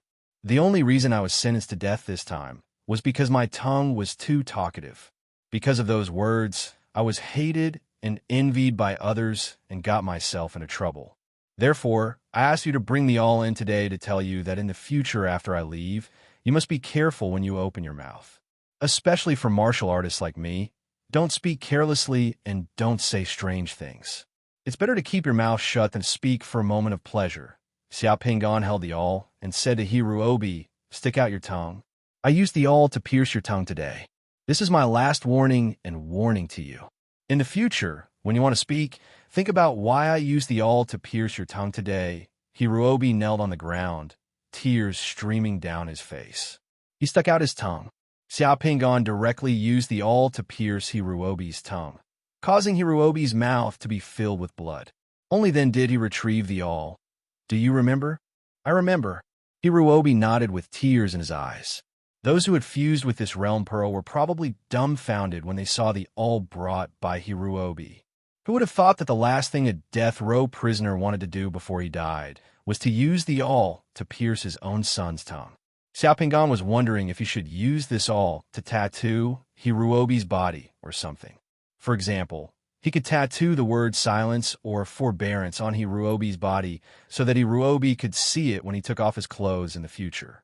Perhaps it would serve as a warning to him. Would it be considered a breakthrough in the fusion and allow him to gain 2 more points of divine power? With this thought in mind, Xiao Pinggan was about to ask Hiruobi to take off his clothes and ask the prison guards to send in some ink. He wanted to tattoo Hiruobi. The realm pearl's world instantly shattered. It took less than 3 minutes to fuse with Dun's prickly tongue's realm pearl. A moment later, Xiao Pinggan, who was sitting cross-legged in the safe house, opened his eyes. Dun's realm pearl had increased his divine power by 20 points. At the same time, it had given him a muting spell. The effect of the muting spell was to turn a person into a mute and unable to speak. This muting spell was permanent. After being hit by the muting spell, if it was not removed, he could only be a mute for the rest of his life. The divine power limit of the secret mandala had also increased from the previous 8,669 points to 8,689 points. He was only 131 points away from the Seventh Sun realm. There were 6 realm pearls in front of Xia Pingan. Among the 6 realm pearls, 4 of them were divine power realm pearls that flickered with specks of divine power. They were Oath of the Peach Garden, here to reveal 300 tails of silver, wrapped in horse's leather, and Emperor Wenchong Jian. The last realm pearl of Emperor Wenchong was especially dazzling with specks of divine power. There were more than 60 specks of divine power, which was the most of the divine power realm pearls. This also meant that if he could fuse with this realm pearl properly, he would obtain a lot of divine power. In addition, there were 2 other realm pearls that were spell type. One realm pearl was used to summon nomadic cavalry. There were 4 Xiaozhuan words Dong, which was Slaughter's Ox. The other realm pearl was also a black box realm pearl. It was unknown what it was used to summon, but there were 4 Xiaozhuan words AI, Hiluo Zhong. To others, fusing realm pearls was extremely difficult. However, to Xia Pingan, fusing realm pearls was as easy as eating beans. In less than 20 minutes, the Oath of the Peach Garden, here to reveal 300 tails of silver and wrapped in horse's leather, had been successfully fused by Xia Pingan. Wrapped in horse's leather was the story of the famous general of Eastern Han, Ma Yuan.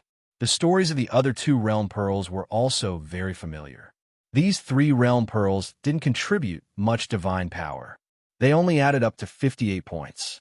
After fusing with these 3 realm pearls, Xia Pingan secret mandala's divine power reached 8,747 points. He was only 73 points away from the Seventh Sun realm. The Seventh Sun realm was almost within reach.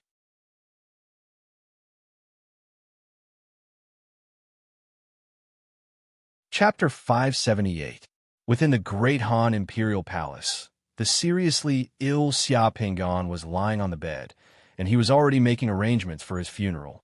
The room was filled with officials and concubines dressed in simple clothes.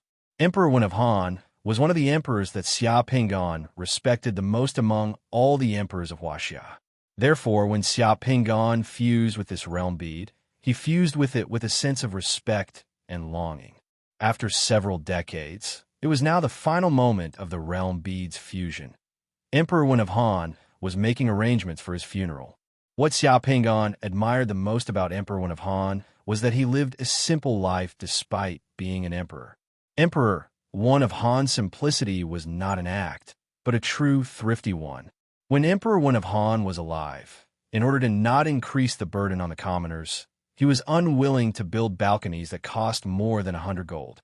In order to save money, he did not allow the concubines' dresses to be too long, nor did he allow embroidered curtains. When he went to court, he would wear straw sandals and patches on his dragon robes. During his reign, the imperial family did not build any palaces or gardens, nor did they increase the expenditure on carriages. He also ordered the officials not to disturb the commoners in any way, and forbade the prefectures from contributing treasures to plunder the commoners. During the spring plowing season, Emperor Wen of Han would personally lead the officials to the fields, and the empress would lead the concubines to pick mulberry trees and raise silkworms. Emperor Wen of Han himself lived a simple life, but he was extremely generous to the commoners. When he ascended to the throne, he ordered the country to provide for the elderly over 80 years old. The country had to give them rice, meat, and wine every month. For the elderly over 90 years old, the country had to give them linen, silk, and cotton. At the same time, the country had to reduce the burden on the commoners. Compared to the emperors and rulers of the later generations, who lived extravagantly, who loved to build large buildings and treasures, but who scraped the bones of the common people and wanted nothing more than to suck the marrow out of the old people, Emperor Wen of Han could be said to be the model of the emperors. Without Emperor Wen of Han, there would not have been Hanwu Emperor's achievements. Emperor Wen of Han was the only emperor in history that even tomb raiders didn't want to rob his tomb. Even the tomb raiders respected him and knew that there was nothing valuable in his tomb. Extravagant burial is a vulgar custom. I hate it the most. What's the point of burying such worldly treasures with a dead person? Instead of burying these treasures underground, it's better to leave them for the country and the people. When I was alive, I didn't waste a single thing from the people.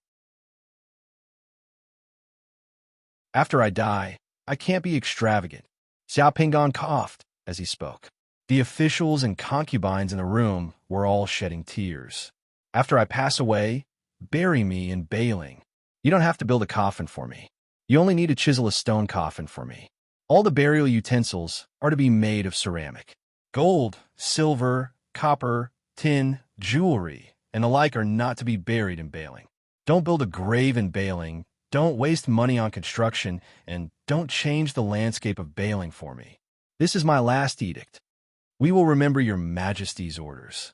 The old official Deng Tong said with tears streaming down his face. After I pass away, all the palace maids and women below the level of madam are to be given gold and silver and sent home. They are free to remarry and find new partners. No one is to interfere. The palace maids in the room who were rolling up the curtains began to weep silently. According to history, after Emperor Wen of Han passed down his last edict, the realm pearl quietly shattered. He gained 66 points of divine power, and the upper limit of the secret mandala increased to 8,877 points. He broke through the threshold of the Seven Sun realm at 8,820 points. Once again, the quantitative change brought about a qualitative change. The surging divine power resonated with Xia Pinggan's soul power, cleansing his entire body and transforming Xia Pinggan's body. Emperor Wen of Han's realm pearl was the last one that Xia Pinggan fused with.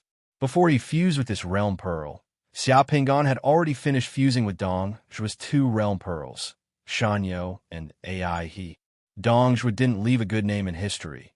But what many people didn't know was that Dong Zhuo was originally from a poor family. How did he rise in this chaotic era? How did he gain the support of the Chong people and become a hegemon? There was only one reason. Dong Zhuo was a righteous person when he was young, so people were willing to help him. Before Dong Zhuo became famous, his family was also abnormally poor. The most valuable thing in his family was a farm cow. When his Chong friends came to find him, Dong Zhuo didn't say a word and slaughtered the cow to entertain his friends. His friends were very touched by this, and Dong Zhuo gained the support of the Chong people. He became famous in his hometown and gradually became a hegemon in this chaotic era. After fusing with this realm pearl, he could summon the light cavalry of the minority ethnic group. The story of Wei Yigong's love for cranes was the story of Wei Yigong. This story was similar to the story of the deposed Emperor of Song, who treated humans like animals, while Wei Yigong treated cranes like humans. Wei Yigong especially liked raising cranes. Not only did he build a luxurious crane house in the palace, he sent people to carefully raise them. He also gave cranes the same treatment as humans. He gave cranes all kinds of official positions, and they enjoyed the same treatment as other officials. He let cranes wear official hats, sit in official carriages, and enjoy official salaries. Of course, if this continued, Wei Yigong would succeed in killing himself. However, this realm pearl also provided Xia Pinggan with a powerful spell technique. He could summon a huge immortal crane as his mount. Compared to mounts like horses, this immortal crane mount was 100 times more attractive and faster. After fusing with these two realm pearls, the upper limit of Xia Ping and Secret Mandala's divine power had reached 8,811 points. In the end, Xia Pinggan chose to use Emperor Wen of Han's realm pearl to break through to the Seven Sun realm as a souvenir. When Emperor Wen of Han was on the throne, the country was already exhausted from years of internal and external troubles and wars. What needed the most was rest and recuperation. Emperor Wen of Han had already reached the pinnacle of how a war-torn country could quickly recover and accumulate strength while surrounded by powerful enemies. He had almost never made any mistakes and never created any opportunities for his opponents. The Xiongnu had invaded 3 times, but Emperor Wen of Han had sent troops to repel them step by step. At the same time, Emperor Wen of Han had cleverly subdued Nanyue, displaying his superb political skills and wisdom. Emperor Wen of Han's historical achievements. Even if Xiaopinggan was in his position, it would be difficult for him to do better than Emperor Wen of Han. Emperor Wen of Han was the true representative of a good fighter without any illustrious achievements. Therefore, when Xiaopinggan fused with this realm pearl, he was filled with reverence and followed the historical facts step by step. The mandala of the secret mandala was turned upside down. The sky was higher and the ground was thicker. Mountain peaks and mountain ranges rose from the ground. The sound of waves rose in the distance, and the clouds in the sky surged. Everything in the mandala of the secret mandala was undergoing great changes, as if a divine nation was awakening. After an unknown period of time, when the changes to the mandala of the secret mandala and his body completely stopped, Xiaopinggan finally opened his eyes. Xiaopinggan's eyes flashed. In the depths of his eyes was a deep pitch black, and in that pitch black darkness, there was a faint image of a divine nation. The upper limit of my divine power has finally reached the 7 sun realm. Xiaopinggan stood up and stretched his body. The surging power and blood essence surged and howled in his meridians like wild dragons. Putting everything else aside, Xiaopinggan felt his current body's combat strength had more than doubled compared to before. My divine power and soul power have resonated together. The body that's been cleansed and transformed is indeed powerful. In terms of divine power, he had broken through to the 7 sun realm. However, Xiaopinggan knew this was not the true 7 sun realm. There were only 6 suns in his secret mandala. The transformation was incomplete. A true 7 sun realm expert would have to bathe in the 7 sun realm's divine spring before the transformation of his body and the secret mandala would be complete. Early the next morning, Xiaopinggan went to the Great Yin Bank in the capital circle. He opened a safe in the bank and placed the Black Dragon Realm Pearl and the other 8 Realm Pearls in the safe. In the afternoon, he had the Boy of Fortune follow Xiaoning around for a day. After confirming that there was nothing to worry about Xiaoning, Xiaopinggan returned to his underground safe house at night.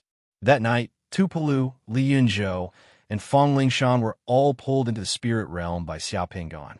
Xiaopinggan gave each of them 3 blessings. Then, he told them the number and password of his safe in the bank.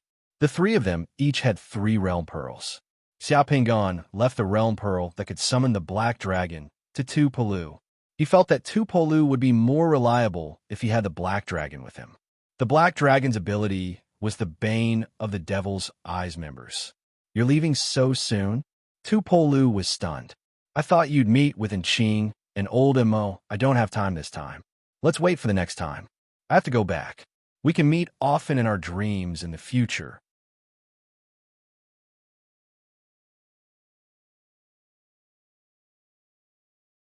Chapter 579. His body gradually calmed down. Xiaopinggan opened his eyes and let out a long sigh. This was the underground cave of a barren hill not far from the undying sea. After opening his eyes, Xiaopinggan only saw the surrounding rough rock walls and the underground soil. That day, when his clone received Emily's message, Xiaopinggan flew nearby. Seeing that the surroundings were desolate, he simply found a cave here and used the digging technique to dig a deeper underground tunnel. Then, he used an array disc to protect the tunnel and placed his original body in the tunnel to cultivate in seclusion. After setting up a barrier, he used his clone to return to Earth and only return now. Hiding here was really difficult even for a deity to find. During this period of time, nothing happened here. Calculating the time, it had been more than a month. His return to Earth this time was very fruitful. Unknowingly, the upper limit of his divine power had already reached the requirement of the 7 sun realm. With the return of Xiaopinggan's spirit body, Xiaoping's original body also rapidly adapted to the changes brought about by the spirit body. Due to the compatibility of the spirit body, this change was even more ferocious and direct than the clones. The main problem now is to find the Seven Sun Realm's divine spring. Xiaoping stood up and moved his limbs in the hole. As he moved, his muscles and bones emitted explosive crackling sounds. I can't return to the Undying Sea. The Blood Demon Church is watching the Undying Sea and the 10,000 Gods sect. If I go back, I will be walking into a trap. Apart from the 10,000 Gods sect, I have to find other channels to find the Seven Sun Realm's divine spring to officially complete the Seven Sun Realm's advancement. From the One Sun Realm to the Six Sun Realm, Xiaoping's journey had been smooth sailing. Other summoners were worried about the divine spring, but he had never worried about it. However, now that he had reached the Seven Sun Realm, he had to worry about the divine spring like other summoners. The higher the grade of the divine spring, the rarer and harder it was to obtain. Needless to say, in the Great Shang Nation, only the royal family of the Great Shang Nation possessed a portion of the rare Seven Sun Realm divine spring in a certain void secret realm. Without the divine spring, his cultivation would have stagnated at this stage. He would only be at the half-step Seven Sun Realm, but not the real Seven Sun Realm. Even if he had the Realm Pearl, it would be useless. He would not be able to continue fusing with it. This was because if he didn't bathe in the God's Spring and continue to fuse with the Realm Pearl after reaching a certain realm, the increase in divine power would exceed 210 points on top of the 8,820 points. This would be a huge taboo for cultivation, and his path as a summoner would be broken. As he spoke, Xiaoping's gaze became resolute. No matter how difficult it is to obtain a Seven Sun Realm divine spring, if others can do it, then I can too. In the next second, Xiaoping put away the formation discs of the tortoiseshell 5 elements reversed 8 diagram sword formation. Closely after that, he flashed out of the underground tunnel and came to the Karst cave outside. In the blink of an eye, he had flown out of the Karst cave and returned to the desolate hill outside. Once he was outside, Xiaoping raised his head. Just as he was about to fly into the sky, he was shocked. Within a radius of 500 kilometers, there were barren hills.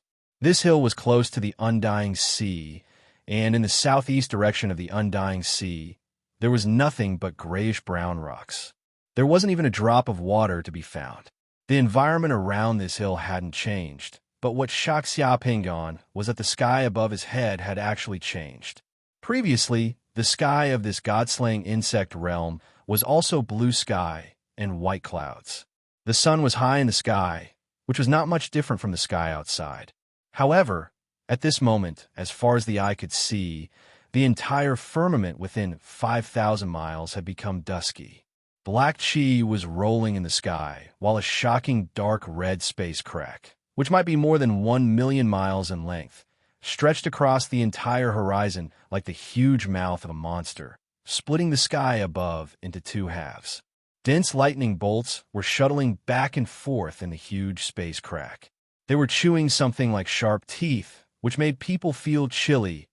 In the distance where the spatial crack extended to, at the highest point and into the distant sky, the outline of a huge round planet was looming.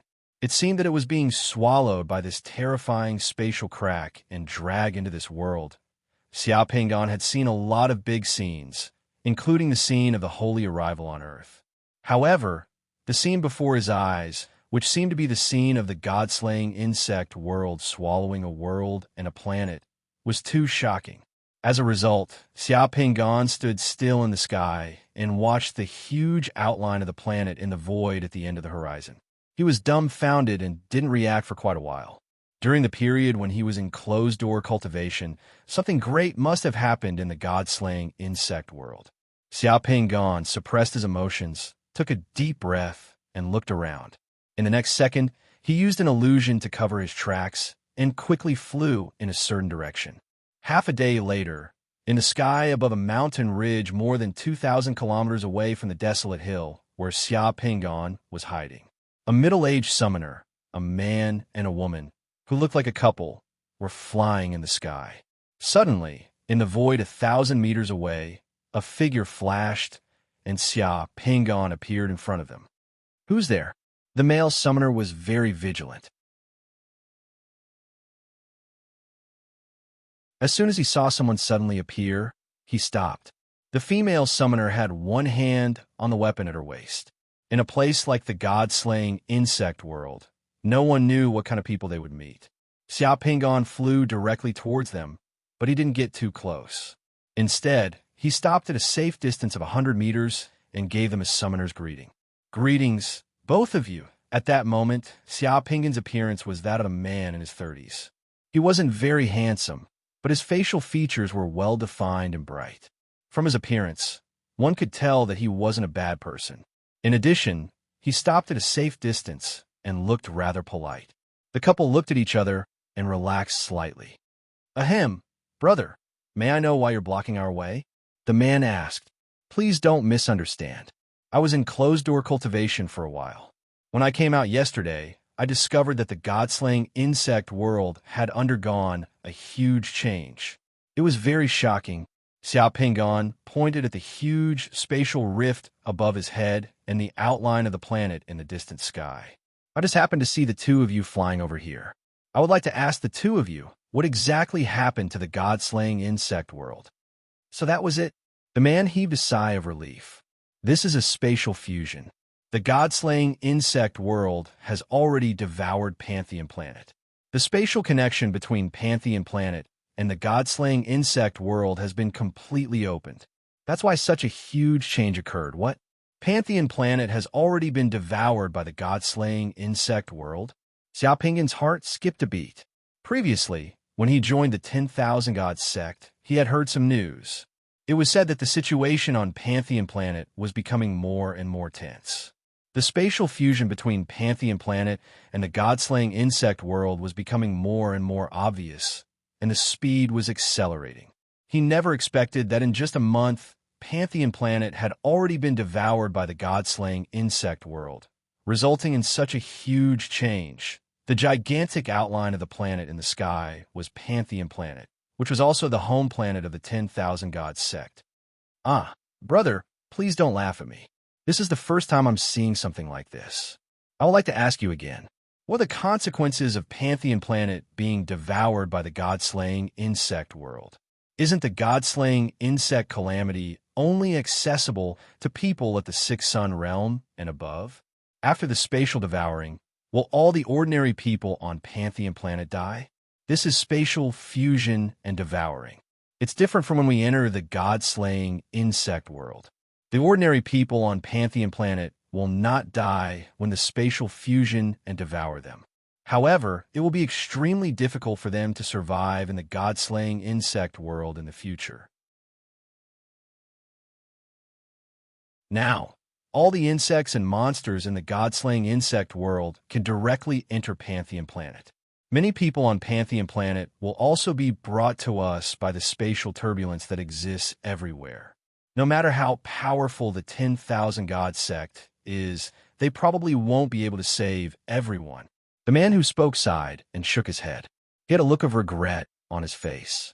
Yesterday, I saw dozens of ordinary people on Pantheon Planet who were brought to the nearby mountains by the spatial turbulence.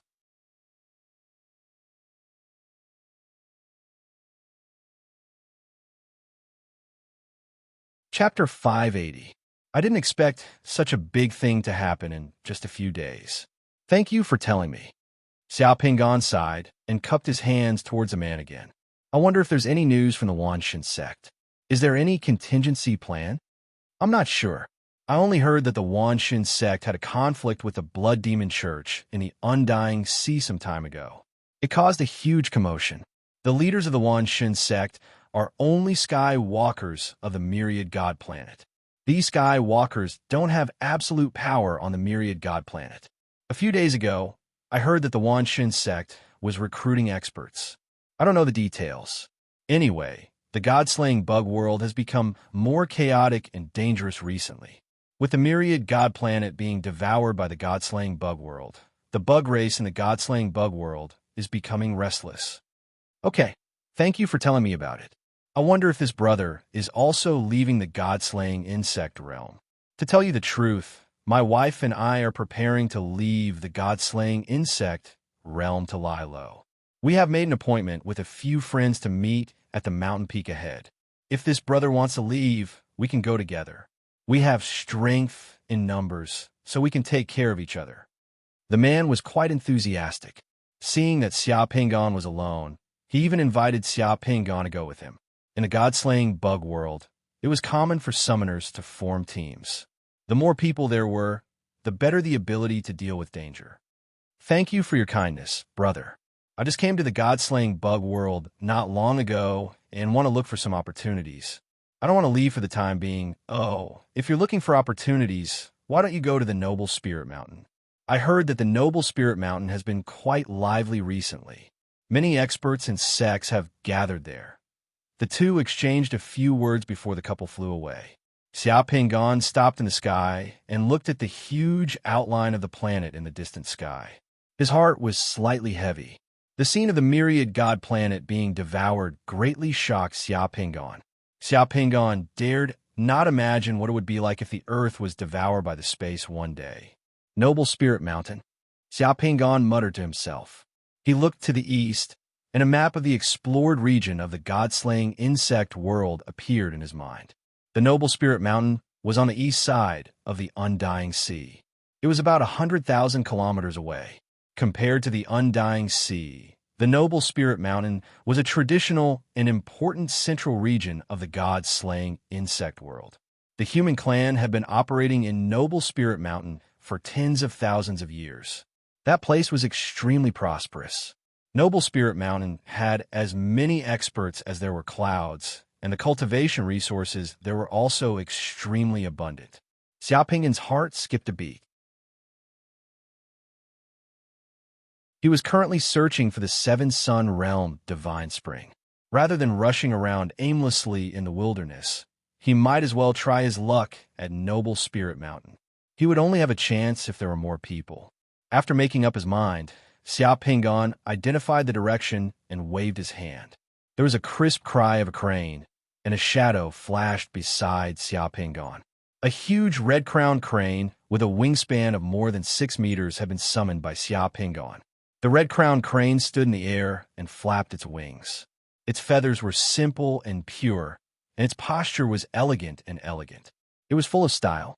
This was the crane Qing that Xia Pingon could summon from the realm pearl of love, Crane's Loss of Crowds. It was really beautiful. As soon as the red-crowned crane was summoned, Xia Pingon directly sat on its back. The red-crowned crane spread its wings and flew toward the east. Xia Pingon's long robe fluttered on the red-crowned crane, making him look like an immortal. Summoning a red-crowned crane or other mounts for a long-distance journey would save more divine power and make it more comfortable than flying by himself. Flying in the air, Xia Pingon waved his hand and used an illusion to disguise himself and the red-crowned crane into a faint cloud of mist. It would not attract attention at all. The red-crowned crane's normal flying speed in the sky was about 600 kilometers per hour. It could be faster in times of crisis, and it did not need to eat. A red-crowned crane could be summoned for a whole month. The red-crowned crane's body was covered with a layer of soft feathers, just like a thick down cushion. Xia Pingon sat on the red-crowned crane and used a thin layer of water to protect his body. No matter how fast the red-crowned crane flew, he could sit, lie down, or sleep in the air. It was very carefree. Riding on the red-crowned crane's back, he could fly 6,000 to 7,000 kilometers a day. Even if he was sleeping or resting, the red-crowned crane would still be flying. It was really a good companion for long-distance journeys. Riding on a red-crowned crane was indeed comfortable. Xia Pingon finally understood why there were so many legends of immortals flying on red-crowned cranes in Huaxia's myths. This style was indeed enough. In order to make himself more compatible with the red-crowned crane, Xia Pingon changed his appearance again. He made himself look like a 50 or 60-year-old summoner with white hair and a youthful complexion, full of vigor. He wore a black robe and carried a long sword on his back. He looked very much like an expert.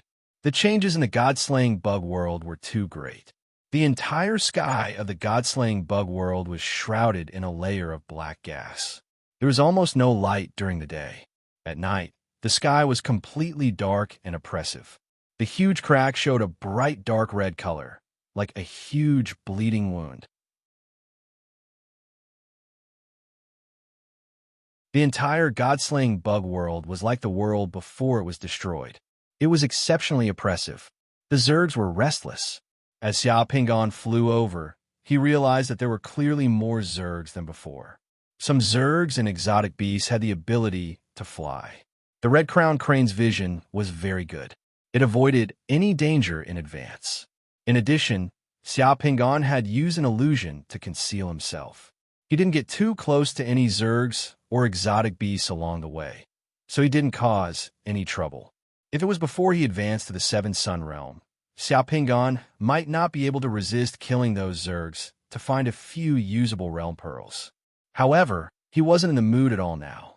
He couldn't use the realm pearls even if he had them. Instead of causing trouble along the way, he might as well rush to Noble Spirit Mountain to search for opportunities. Along the way, Xiao Pingon also encountered many summoners. Everyone was wary of each other and went their own ways. They didn't get too close to each other. Xiao Pingon had originally thought that he would be able to fly all the way to the Noble Spirit Mountain. However, after flying in the sky for 12 days and nearly 80,000 kilometers, he had no choice but to stop as he flew over a green hill. Looking down from the sky, in the middle of the green hills, there was a clear river flowing between the mountains. The river water was a little turbulent, and it flowed with snow-white splashes. It was like a jade belt in the middle of the verdant, and it was particularly pleasing to the eye. However, when Xiao Pingon flew over, he realized that the river water had turned red. The strong smell of blood was carried along by the wind from upstream of the river. Given Xiao Pingon's many years of experience, he only needed to take a whiff to know that the smell of blood came from humans and not the Zergs or anything else, damn it, who's causing trouble. Xiao Pingon cursed in his heart.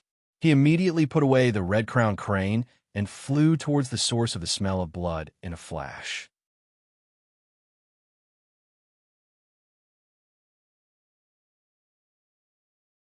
Chapter 581. Haha, there's so many corpses. We can use them to refine iron corpses. I never expected these people from Myriad God Planet to be sent here by the spatial turbulence. It saves us the trouble of capturing them from Myriad God Planet. Senior Brother Wu, be careful. Don't let these corpses be washed away. Upstream, the massacre had already ended. Along the cobblestoned riverbank that stretched for more than 500 meters, more than 200 corpses were strewn across the riverbank. Most of the corpses were floating in the river. There were people who had attempted to cross the river to escape, but had been killed in the river. There was a thick ice dam in the river. If a summoner were here, they would be able to tell at a glance that the ice dam was the work of a summoner. There were holes in the middle of the ice dam, and a few nets were placed in the gaps of the ice dam. The corpses that would have been washed downstream were caught in the nets. They lay lifelessly in the water like dead fish, allowing the water to erode them. The painful and horrified expressions were still on their faces. The blood on their bodies had already dried, dyeing the water red. Near a forest by the riverbank, there were some simple wooden huts built with wood. The wooden huts were primitive and crude, as though they were the residences of the people on the riverbank and in the river. However, at that moment, the wooden huts had already collapsed and were reduced to ruins. A summoned giant, dozens of wild wolves, and more than 100 summoned archers and saber operators were coldly searching through the gaps in the rocks and bushes nearby, hoping not to miss a single one. These summoned combat soldiers were dragging corpses to the riverbank and placing them neatly. A young man, whose face looked like it was smeared with lime and whose eyes had a hint of peach blossom color, was standing beside the corpses that had been placed neatly by the combat soldiers. He casually grabbed the corpse of a woman in her 40s with half her neck severed. He took out a black pill from his hand and stuffed it into the corpse's mouth. It was unknown what the pill was made of, but the moment it entered the corpse's mouth, the corpse's pale face instantly turned pitch black. Her skin revealed a metallic luster as the wound on her neck gradually closed. Her body stiffened and she instantly stood up straight, motionless with her eyes closed. Then, the man with the peach blossom color at the corners of his eyes casually waved his hand and stored the blackened corpse into his interspatial equipment. Following that, the man picked up another corpse and fed it a black pill. After the corpse changed color and stiffened, he stored the corpse into his interspatial equipment. Living people could not be stored into interspatial equipment, but corpses and lifeless puppets could be stored. From the man's skillful actions, it did not seem like it was the first time he had done such a thing. There was another man, whose face also looked like it was smeared with lime, but his face was thin and he had a goatee. He also summoned a giant and had that giant pull the net in the river, pulling the corpses to the riverbank. I didn't expect that we would be able to replenish these corpses in the god-slaying bug world this time, the man by the riverbank said with a smile. His expression was like a fisherman fishing in the river. He did not feel that there was anything wrong with the corpses soaking miserably in the water. Both of them were wearing black robes and had a sinister aura around them, as if they had crawled out of a grave. Don't the two of you think it is a little too much to kill the innocent here? Suddenly, a voice sounded from the sky. Who is it? The two people by the riverbank reacted extremely quickly. Almost as soon as they heard this voice, the two of them had already soared into the sky and stood in front of Xiaopingan. At this moment, Xiaopingan looked like an immortal who had attained the Tao. However, the aura on his body was still at the Sixth Sun realm. In the god-slaying bug world, it did not have much of a deterrent force. Who are you? The skinny man with a goatee glanced at Xiaopingan with his triangular eyes, then at the sky around him. He found that Xiaopingan was the only one standing there, and his aura was not very strong. The light in his triangular eyes became strange. I'm just a passerby. I saw the blood in the river and the mountain ridge and the suffering of the people, so I came to take a look, Xiaopingan said calmly. Then, he glanced at the corpses on the riverbank and shook his head in pity. His tone was low and his gaze darkened. We are all humans. Why do the two of you have to kill your own kind? Those people are ordinary people who can't fight back. Even the insect race and wild beasts would not kill their own kind like this. Ha ha! Our Divine Tomb sect doesn't need an outsider like you to meddle in our affairs. Who do you think you are? How dare you meddle in our affairs? The young man with the peach blossom eyes sneered at Xiaopingan. His tone was extremely arrogant. He did not take Xiaopingan, who looked like a Sixth Sun realm, seriously at all. This is the god-slaying bug world. Isn't it natural for the strong to prey on the weak? Those people are just lowly citizens of Myriad God Planet. They were swept here by the spatial turbulence and are struggling at death's door. Even if I don't take their lives, they won't live for more than a few days here. It's their fortune that they died for our Divine Tomb sect and were chosen by me to be used by me. Divine Tomb sect? Xiaopingan had never heard of it before. However, from the looks of the two people in front of him, who had lifeless bodies and were as pale as geisha, he knew that they were not good people. Why don't the two of you do me a favor and let me appease the souls of these dead people? Xiaopingan said with a benevolent expression as he took a step back. The two people looked at each other and exchanged a strange look. Oh, you know how to appease souls? Why don't you summon the soul-pacifying banner for us to see? The man with the thin face and the goatee quietly approached Xiaopingan as he spoke. The other person also approached Xiaopingan. What do you want? Xiaopingan seemed to realize that something was wrong. His expression changed as he hurriedly retreated. Reckless fool, do you still think you can leave now? You delivered yourself to me. Let me see what you have on you. How dare you come here to die? The young man with the peach blossom eyes sneered disdainfully. Then, he suddenly charged at Xiaopingan. With a wave of his hand, an icicle shrouded in black mist shot towards Xiaopingan. When he made his move, the other man with the goatee also made his move. That person waved his hand, and a fire snake flew out from his hand, sweeping towards Xiaopingan. Xiaopingan abruptly retreated, but his figure had already quietly changed direction as he retreated.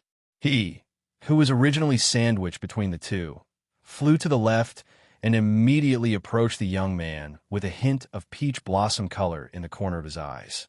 The young man with a hint of peach blossom in the corner of his eyes immediately rushed towards Xiao. The man with the goatee who was originally on the right wanted to chase after him, but the three of them moved at the same time and instantly became a straight line in the air. The two people had sinister smiles on their faces, thinking that victory was already in their hands. But in the next second, Xiao showed a disdainful smile and coldly spat out 3 words: Emperor's Sword. A tall and majestic figure wearing an emperor's crown suddenly appeared in front of Xiao. He looked at the two people who were chasing after him with a dignified gaze, as if he was looking at ants. He pulled out a long sword from his waist and slashed out. The emperor's sword swept through the air, carrying the energy of the surrounding mountains and rivers. Its power was great and strong, like the might of the heavens. The moment the sword was unsheathed, the fire snakes, ice cones, and black fog that were rushing towards Xiao instantly dissipated like snow under the sun. Then, in less than 1,000th of a second, the sword light traversed hundreds of meters and pierced through the young man with the peach blossom eyes like a guillotine cutting through a piece of paper. Under the man's astonished gaze, the man's figure evaporated in the sword light. The sword did not stop and continued to slash at the man with the goatee behind him. When a man with the goatee saw Xiao summon the emperor, his expression changed drastically. He instantly summoned an ice shield and wanted to escape, but his speed was not as fast as the emperor's sword. Almost as soon as the thought came to his mind, the ice shield was summoned, and he wanted to move, but the emperor's sword light had already slashed in front of him, turning the ice shield and his body into ashes in the sword light. You're tuning in to the Warrior Lore YouTube channel. Don't forget to subscribe and join us on this journey to catch the most captivating stories.